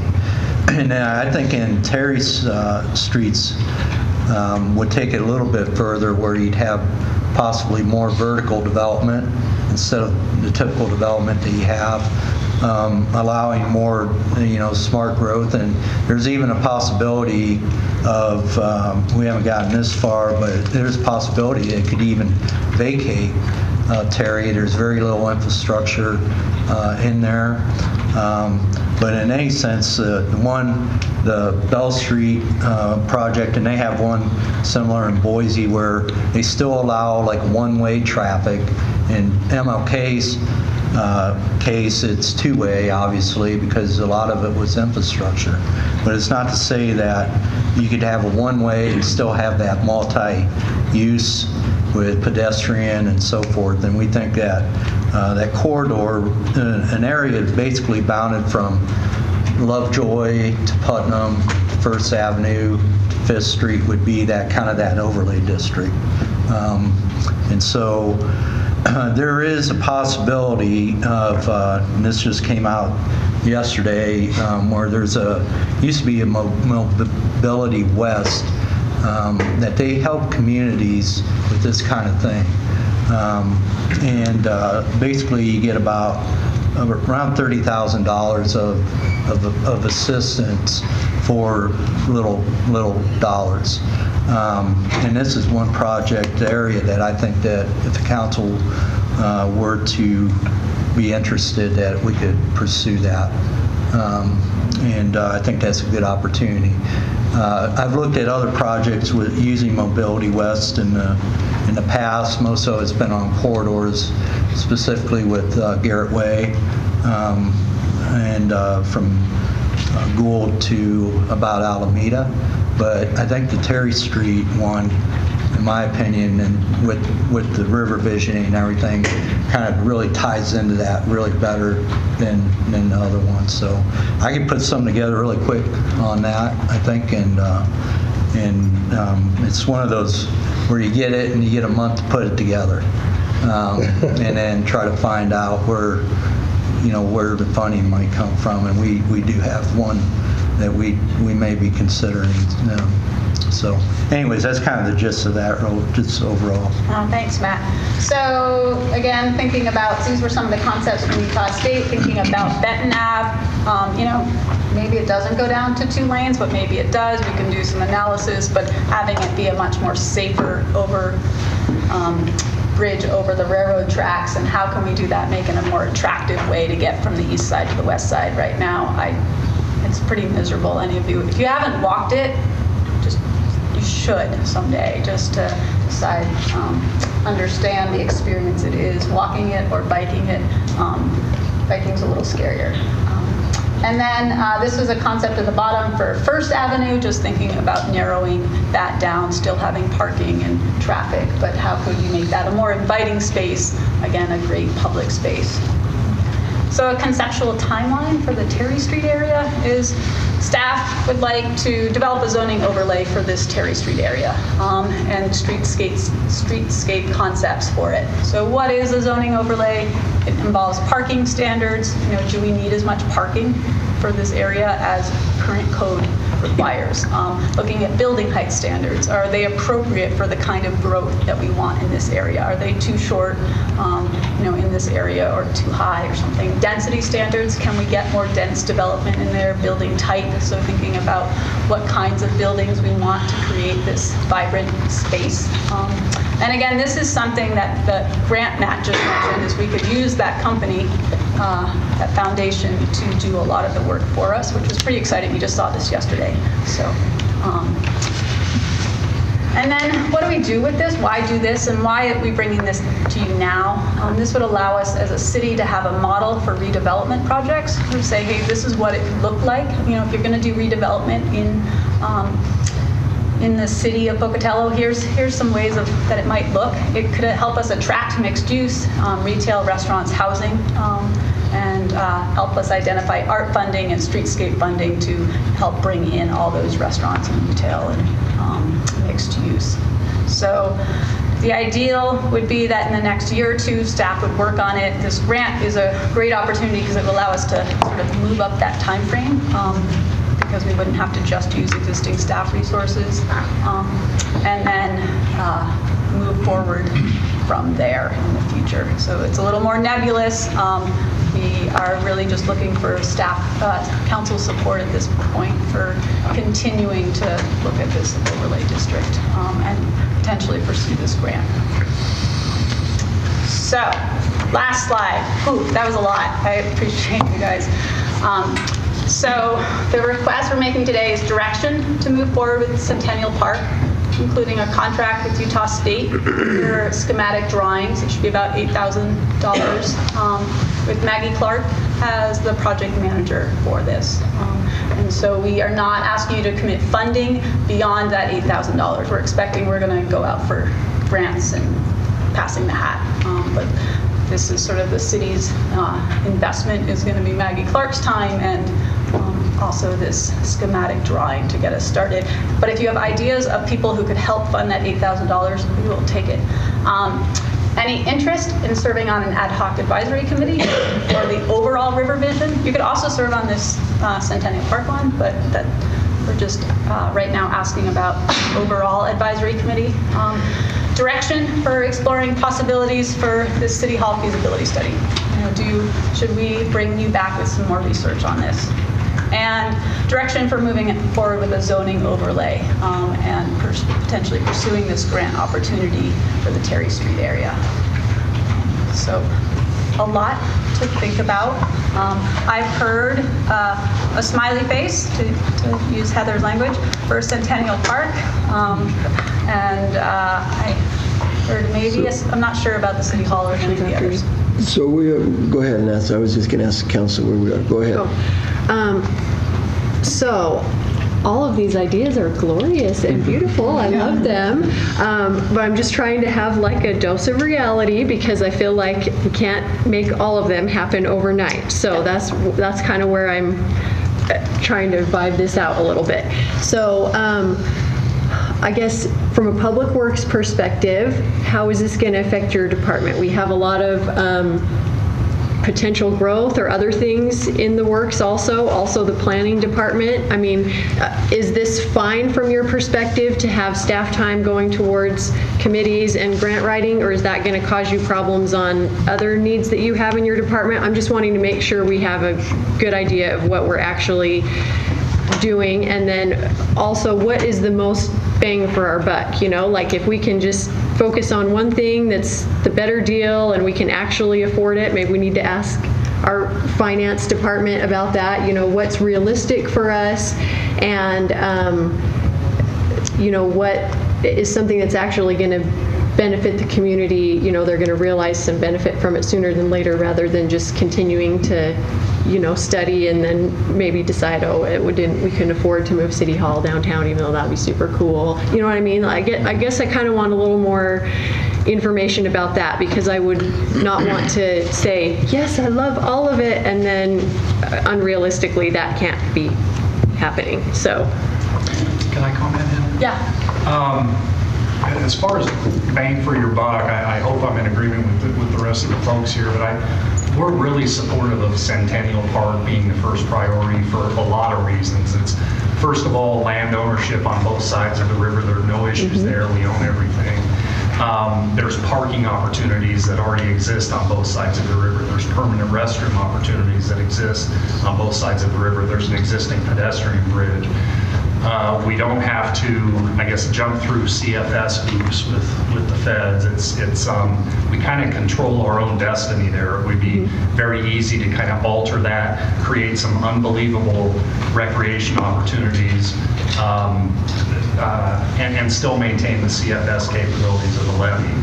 I think the uses coexist well with the existing charter school, and there's also, talk about wetlands. I mean, there's talk of a lot of different things, but there's also some educational opportunities if certain things were to happen for School District 25 and the charter school. So I guess for all of those reasons, and cost being, relative, everything's expensive, but when you take a Centennial Park where we have ownership, we're not dealing with a concrete channel, and we're not dealing with, land acquisition to make things happen, or CFS concerns, that takes the cost down significantly. So even though it is a significant cost, I think it is the best bang for your buck, and I would hope that the council will support that as well. Are you guys in agreement on that? Yeah, absolutely. And that's what came out of the River Vision study, is that this was the community's #1 project, was this, for something that could be achieved short term. So they had other, revitalizing Old Town and having a San Antonio on the river, that ranked really high too, but that's obviously not feasible in 5 years. So this one we can do anything. We think it would create a lot of positive momentum for people to see such a significant improvement in recreational opportunity, and hopefully spur some more goodwill, maybe some more donations and some more excitement for the kind of the big ticket future items. So good question. From my perspective, utilizing existing staff to oversee some of these projects and serve on some of these committees. Our staff has been involved in the River Vision, and that has taken a lot of time. And they've been involved in committees, and they're involved in projects. And so this would be more just a continuation of those existing priorities and commitments that they currently have. This is not going to happen overnight. It's not going to happen next year. This is a long-term thing. And so I think by spreading it out over long term, is really going to help, reduce the impact that it would have on existing staff time. And I guess I would say the same from planning's perspective. This is long-term. It is something we've talked about, creating some overlays for redevelopment. This is an opportunity to make it work with something else, but we're already kind of in it. Obviously, if we get hugely busy with current planning, that has to come first. because those are the folks that want to get right in front of you.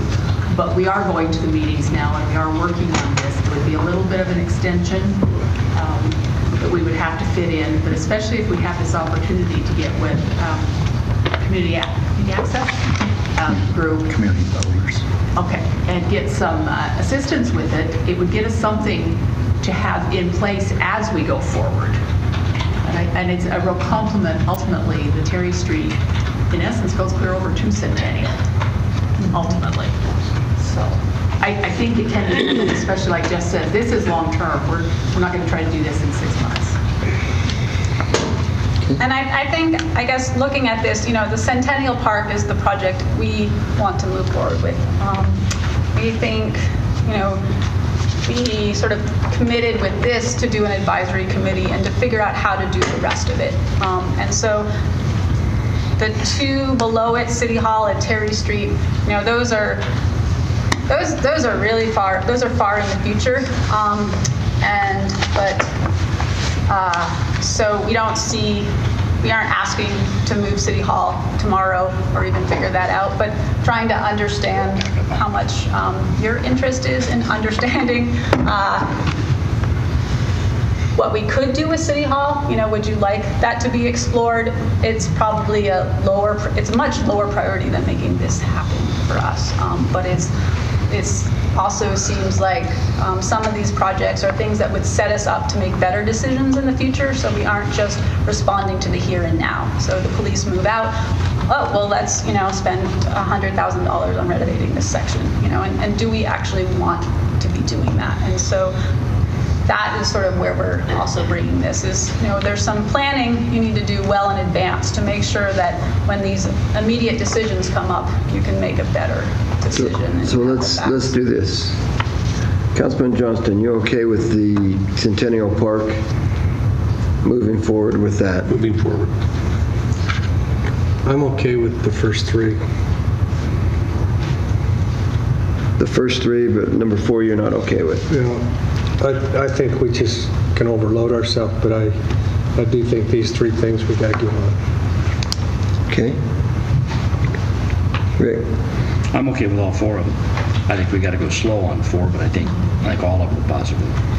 I'm okay with all 4. And I would agree with what Rick said. And I would also just have a question about the order of 3 and 4.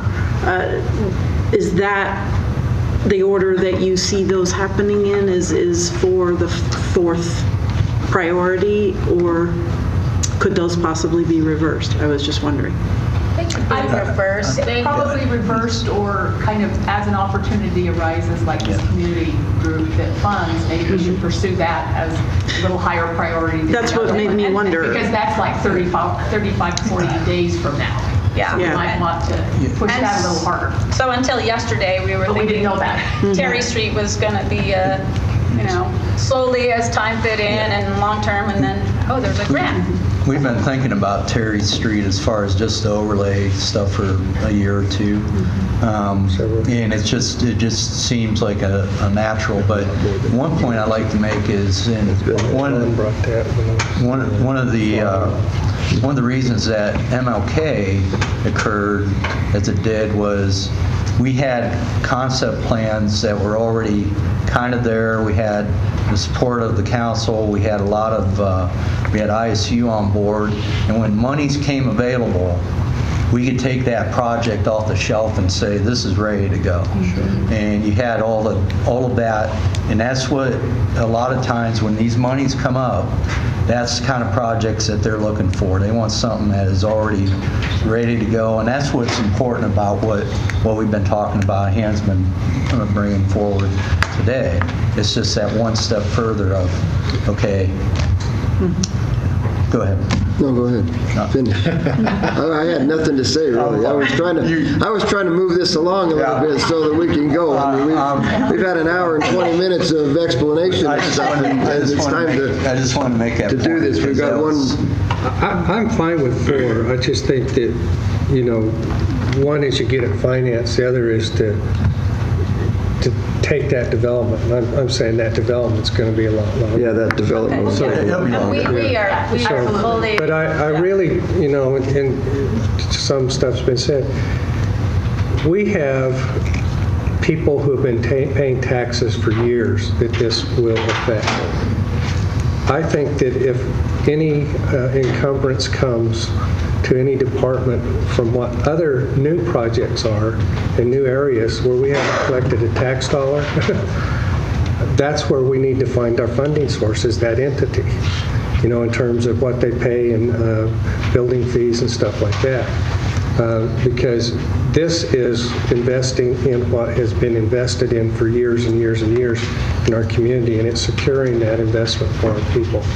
And so I'm willing to jump out on these, and if there's a down current from it that we're hurting somewhere, that's where we got to readdress ourselves in terms of staff. Okay, so let's do this. You need this USU contract on next week. Ideally, if that would be thumbs up. That you need to have that on there, and if it waited until the 1st of February, what does that do to you? If I knew that council was going to support it, that'd be okay, but I don't want, they're going to start working on it. They can work on it without the contract, but I don't want them to work on it and have you say no. I think it ought to be on the agenda next week. So let's put it there. That's where I was going to head with this. Let's put it there. Then the number 2, council will discuss that, and I'll let you know what's going to happen with an ad hoc committee. Okay. There. It sounds like we've got to move on the number 4, your zoning overlay. You've got 30 days or something like that. You said something about. Probably, I think, as I recall the website, help me here, Matt, we would probably need to be in front of you at least the second meeting in February to get approval for submission. Yeah. Oh, okay. So that's not something that has to happen immediately. So move forward with that one as well, and then the integrating city hall and stuff. We would kind of like to know what that would look like. Maybe break some research back in a. What kind probably of a working lunch. We'll. Okay. We could discuss it at a working lunch. What kind of time frame would you like on that? So I think you've got some things that are pretty pressing right now. Yeah. And then after you get through the pressing things, then let's talk about the city hall thing in the next few months. Council, what do you think? By March. Agreed. March-ish, April-ish, somewhere in there, so it doesn't drop off. Okay. Thank you. I really thank you for sticking with all of this and thinking hard about it, and that was a lot. Thank you. I just lost my train. Super, okay. Yeah, that's it. Or just the back half? Just the back half. Yeah. So let's go ahead and move on. We've had a utility billing director here for a long time. Let's go ahead and get through this. Agenda item number 6, utility billing account collection process update. Let's give your number before we do this. Yeah, that's right. Utility billing department staff will be in attendance to update the council regarding the city's collection process and past due utility accounts, and present a collection report comparison for fiscal year 2016 and 2017. Great. Well, good afternoon. Cindy Robbins, Utility Billing Director. Joyce Sturshine, Chief Financial Officer. Okay, so in October 2015, I believe, for the 16 fiscal year, we had made some changes to help our collection accounts to see if we could reduce those. We presented 6 months ago, and what it showed is that the changes we had made reduced our collection amounts by 50%. We are now at a year. We wanted to give it a full year to see how those changes had affected, and the numbers are showing that it continued at the 50% reduction rate. The number of accounts for the fiscal year 16 was 327 accounts. It dropped down to 217 for last year. So we're happy to see those numbers are tracking. You'll never reduce all of your risk, but it's been a nice way with our deposit in. When you shut-off say procedure. collections increased, you just mean that's the amount you sent to collections, That's what we right? sent, Okay. yes. Yeah. Sorry. And so What do you can mean see by that it- balance? Balance of what? It's the accounts that either just when they terminate, they don't pay their final bills. And so that's the amount when they don't pay. That is the amount that winds up going to collections. And so last year, we sent $32,358 to collections with 217 accounts. How many accounts was that? Oh, there's 217 Yeah. and 227. And the year before that we're comparing to, there was 327 accounts that went at a 50% higher rate. So our new practice not only reduced the number of people who are delinquent, but it also went to our favor by roughly $34,000. Right. That's right. And so on that balance, you're saying the accounts that went to collections, most of them had about a 2 to 2.5 month balance? Yes, what on we them had that changed went- was, we had increased our deposit from 65 to 150, and then we backed up 1 month from the time. So our billings, since our water is based on actual usage, our bills are 1 month behind in our water. So that's how that was extra 1 month when we send a billing in the final billing. We still have another water that needs to come. That's how we charge on actual usage. Okay. It's been a very painful process, I know that. Yes, And it still is. I mean, I just read a letter from somebody yesterday about this very thing that they had sent me and how they disagree with it. But it looks to me like we're protecting the rate users better today than we were and we have in the past.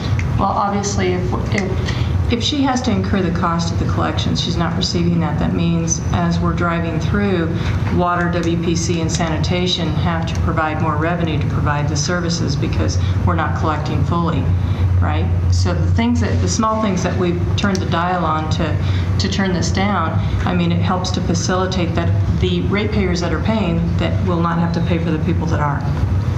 And so that's our goal. Will we completely eliminate it? No. I mean, that would be, we'd have to have some pretty stringent policies in place to get to there. Well, we've had some wrinkles and we've worked through those, I think, fairly well. I wouldn't say perfect, but fairly well we have. And Yeah, I mean, one of the requests of the council was to use judgment on certain situations. We've kind of added on shut-off day what I call the judgment, and it's kind of a pre-planned or a pre-forecasted, so we can kind of address issues before they become a problem, shall we say, with the people that are being shut off and have to come in and pay. And I think that's helped to facilitate some of the issues that were arising, and those were the wrinkles you're talking about, I think. Yes. Got a question? Yeah, last time you presented, we had some discussion about the time from when the meter is read to when the bills are sent out, and there was a question of could we shorten that up a little bit? I'm just curious if you have anything to report on that. We haven't had a chance to work with SunGuard on can we do anything to shorten that time period up? So that would be something we could continue to look at. The fall is a busy time in these two offices between finance and utility billing, and so that's why we haven't had a chance to follow through on that part. Okay. So you said something interesting, and we just kind of blew past it, though, and I want it to be fairly clear out there. The billings that you're receiving today are actually a month behind. Right. So, That's right. So when you receive a bill today and you didn't pay last month's, then you're 2 months behind. That's where we get that 2 to 2.5. 2.5 months behind. Okay. Right. Thank you. But one of the big changes she also did last year was, it used to be you didn't send out a late notice until you were 2 months behind. And so now we send out a late notice the minute you fail to pay on that first month. And that has helped a lot, I believe. I think that has turned things around quite a bit. So, and at first people were very angry about getting that late notice because they mailed their payment maybe past and, through the mail, right, so to speak. But that little facilitating of a reminder helps people from getting way out there Not everybody's taking it as a reminder, but I do. That's right. And we send the reminder, and then we make the phone call, and it seems like we make another follow-up phone call after that. Is that? We started doing 2 phone calls. One goes out 2 days before saying that immediate attention is due on your account by close of our business tomorrow. And then we did start sending another one the day before, after we would get all of our payments posted and stuff by noon, telling them that you are scheduled for shut-off tomorrow. And that's worked. We did have the automated calls that we were using. They quit providing that service to us at the end of December. Have been working with another one right now with the winter. We haven't, with the cold weather, we're not opening our vaults to freeze our meters, so we haven't been conducting a shut-off. I do have another automated call that we're looking at right now, so I'll probably have that finalized by hopefully tomorrow or first of next week to get those calls back out. Okay. Right. So it looks good, though. When somebody defaults on their account, I know all this stuff, do we keep an in-house thing since we're the creditor? Because it seems to me like anybody that was going to take out a building permit or any other fee should have to pay. I mean, that's what I'd have to do with any other entity. If I owed them money and I wanted another service from them, I'd have to make sure that I was caught up. There's not a cross-check between utility billing to, shall we say, community rec center. Dog licensing. Okay, but we do have it on her account, so if they go to open up service in another location, she's going to know, and they do have to pay it. But we haven't, on certain occasions, I have let building know if I've got a contractor out there with a whole bunch past due, I have let them know when they come in that they do have quite a few. Same thing with, that we don't have a tracking system to do that. Yeah, an automated system so that they would know automatically that there's a past due account over here. So if somebody invented that system for all cities, would probably make a lot of money. Pardon? Probably help them anyway. Did we have a question, Daphne? I did. And I've had the situation where I've received the notice and that you described where it's passed. I've paid my bill and mailed it, but then I received the notice. It seems to come almost immediately in the new system. And so my question is about this time frame. You just said that you do a call and then a second call or something. But when I've received that second notice or the late notice, the date that it says it's going to shut off is really close. It's almost immediate. So when do those calls happen? Does it not actually shut off on the date that it says on there? If you've is that paid to in scare passing me? and you've received that late notice, you're not going out as far to receive those calls. Okay. Those calls are going out right before they're shut off. That's what we're trying to let them know.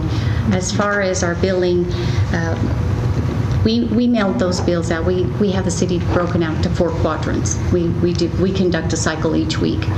We mail bills on the 8th, the 15th, the 21st, and 28th. Between the 8th and the 8th, we send out a bill. It's got 16 days. If it's not paid on that 16th day, the very next day, you're right. It's automated in our system. Those late notices will go out. It gives another 7 days with a new due date. That's the grace period that no late fees charged, but it also gives them the date. Please make payment arrangements if you can't make your payment by this time to avoid the termination of service. After that late notice, then we're trying to get those phone calls, and then we're conducting the shut-off if need be. And then we are turning around doing the next billing that needs to be mailed on the 8th. So we have that 30 days to complete all of that stuff in there. But if you haven't received the phone call, that's very good. But that shut-off date, I guess, is what I was getting at. That is a hard and fast. You're not just putting a date on there to scare people and then they actually have more time. Right. That is going to... The date that it says, the date that our late notice will give you, it tells you the date that we will need a payment arrangement by. Okay. And that's what we're trying to get people to do. That's the best way to prevent. And that is working. Yeah. You can go out 2 weeks. You can go past your due date. We'll take out, that's because our due dates and your pay dates never coincide. We understand that. So. A payment arrangement. A payment arrangement is if you was to call in and you get that late notice and it says you need to make your payment by February 7th or termination of service. Yours is not going to, because you don't get paid till the 15th. You can send us either an email, you can give us we have to have it in writing. You can come to the office, you can just drop a handwritten note into one of our boxes, and it says, I will pay this on the 15th. And we just create a payment arrangement for you. We'll mail you out a copy, and then nothing's going to happen to your account, and you can pass that 7th and go out to the 15th. If you can't hit it by the 15th, we're hoping that you contact us again. The whole thing is to keep in contact with us if you're having problems with your account. Many people turn their water back on themselves. We do have people that turn their water back on. We've tried to, it's bad because if we're not going to get in our own meters during this time, we don't like other people getting in them either. We do have things that, are they putting the lids down right? Or we always have those kind of issues. So a year ago, we did put some fees into our resolution that if they turn themselves back on, we do have a fee that we charge them. If they do it again, we hit them a little bit harder with that, because when they get in there, we have people that like to also put stuff in there to prevent their own meters from freezing, but they don't realize they're not helping the situation at all. They'll fill them full of peanuts, or they'll wrap sleeping bags around our meters, and we just have to get that stuff out of there. But we have the electronic equipment hooked on to our meters, so we definitely do not want them in our meters. But yeah, there's a lot of people that turn their meters on after they've been shut off. Are all the meters electronic then? We've got about 4,500 left. We got 2 years left on our plan, 5-year plan, to get them all automated, so we're pretty excited about that. Because right now what we have to do in some of the areas, we have to put them into a winter estimate, because we're not going to open them usually up on the benches and things like that if we don't have them already radio read, so that we're not opening those. And we go 3 months. And the nice thing when we're radio read is we're reading every month. That helps us catch those leaks that can happen in the winter. Instead of 3 months later, all of a sudden we read it and that leak happened in January, and we're not going to catch it till March. Underground leaks they just don't know about. So we're looking really forward to getting the last years of this 5-year plan done. Definitely, yes. Other questions, Council? Super. Thank you very much. Thanks for your patience with us. Thank you. And Appreciate I'm going to rethink any cruise hunting anymore. I'm just I know. kind of worried me on some of them. Maybe it's only at certain times of the year. That's right. That's right. Okay, now we will take a break for lunch, and at that point, I just want some clarification. We can go ahead and adjourn this meeting at the lunch, right? You have 2 choices, Mayor. You can adjourn now and go to lunch but not be able to discuss anything, or you can break and go to lunch and adjourn at the end of lunch and discuss while you're there. The issue They don't need to come back in here. Don't need to adjourn to come back here. Sorry? We don't need to come back here to adjourn the meeting, then. Okay. Then we will break for lunch, and we'll adjourn the meeting at lunch.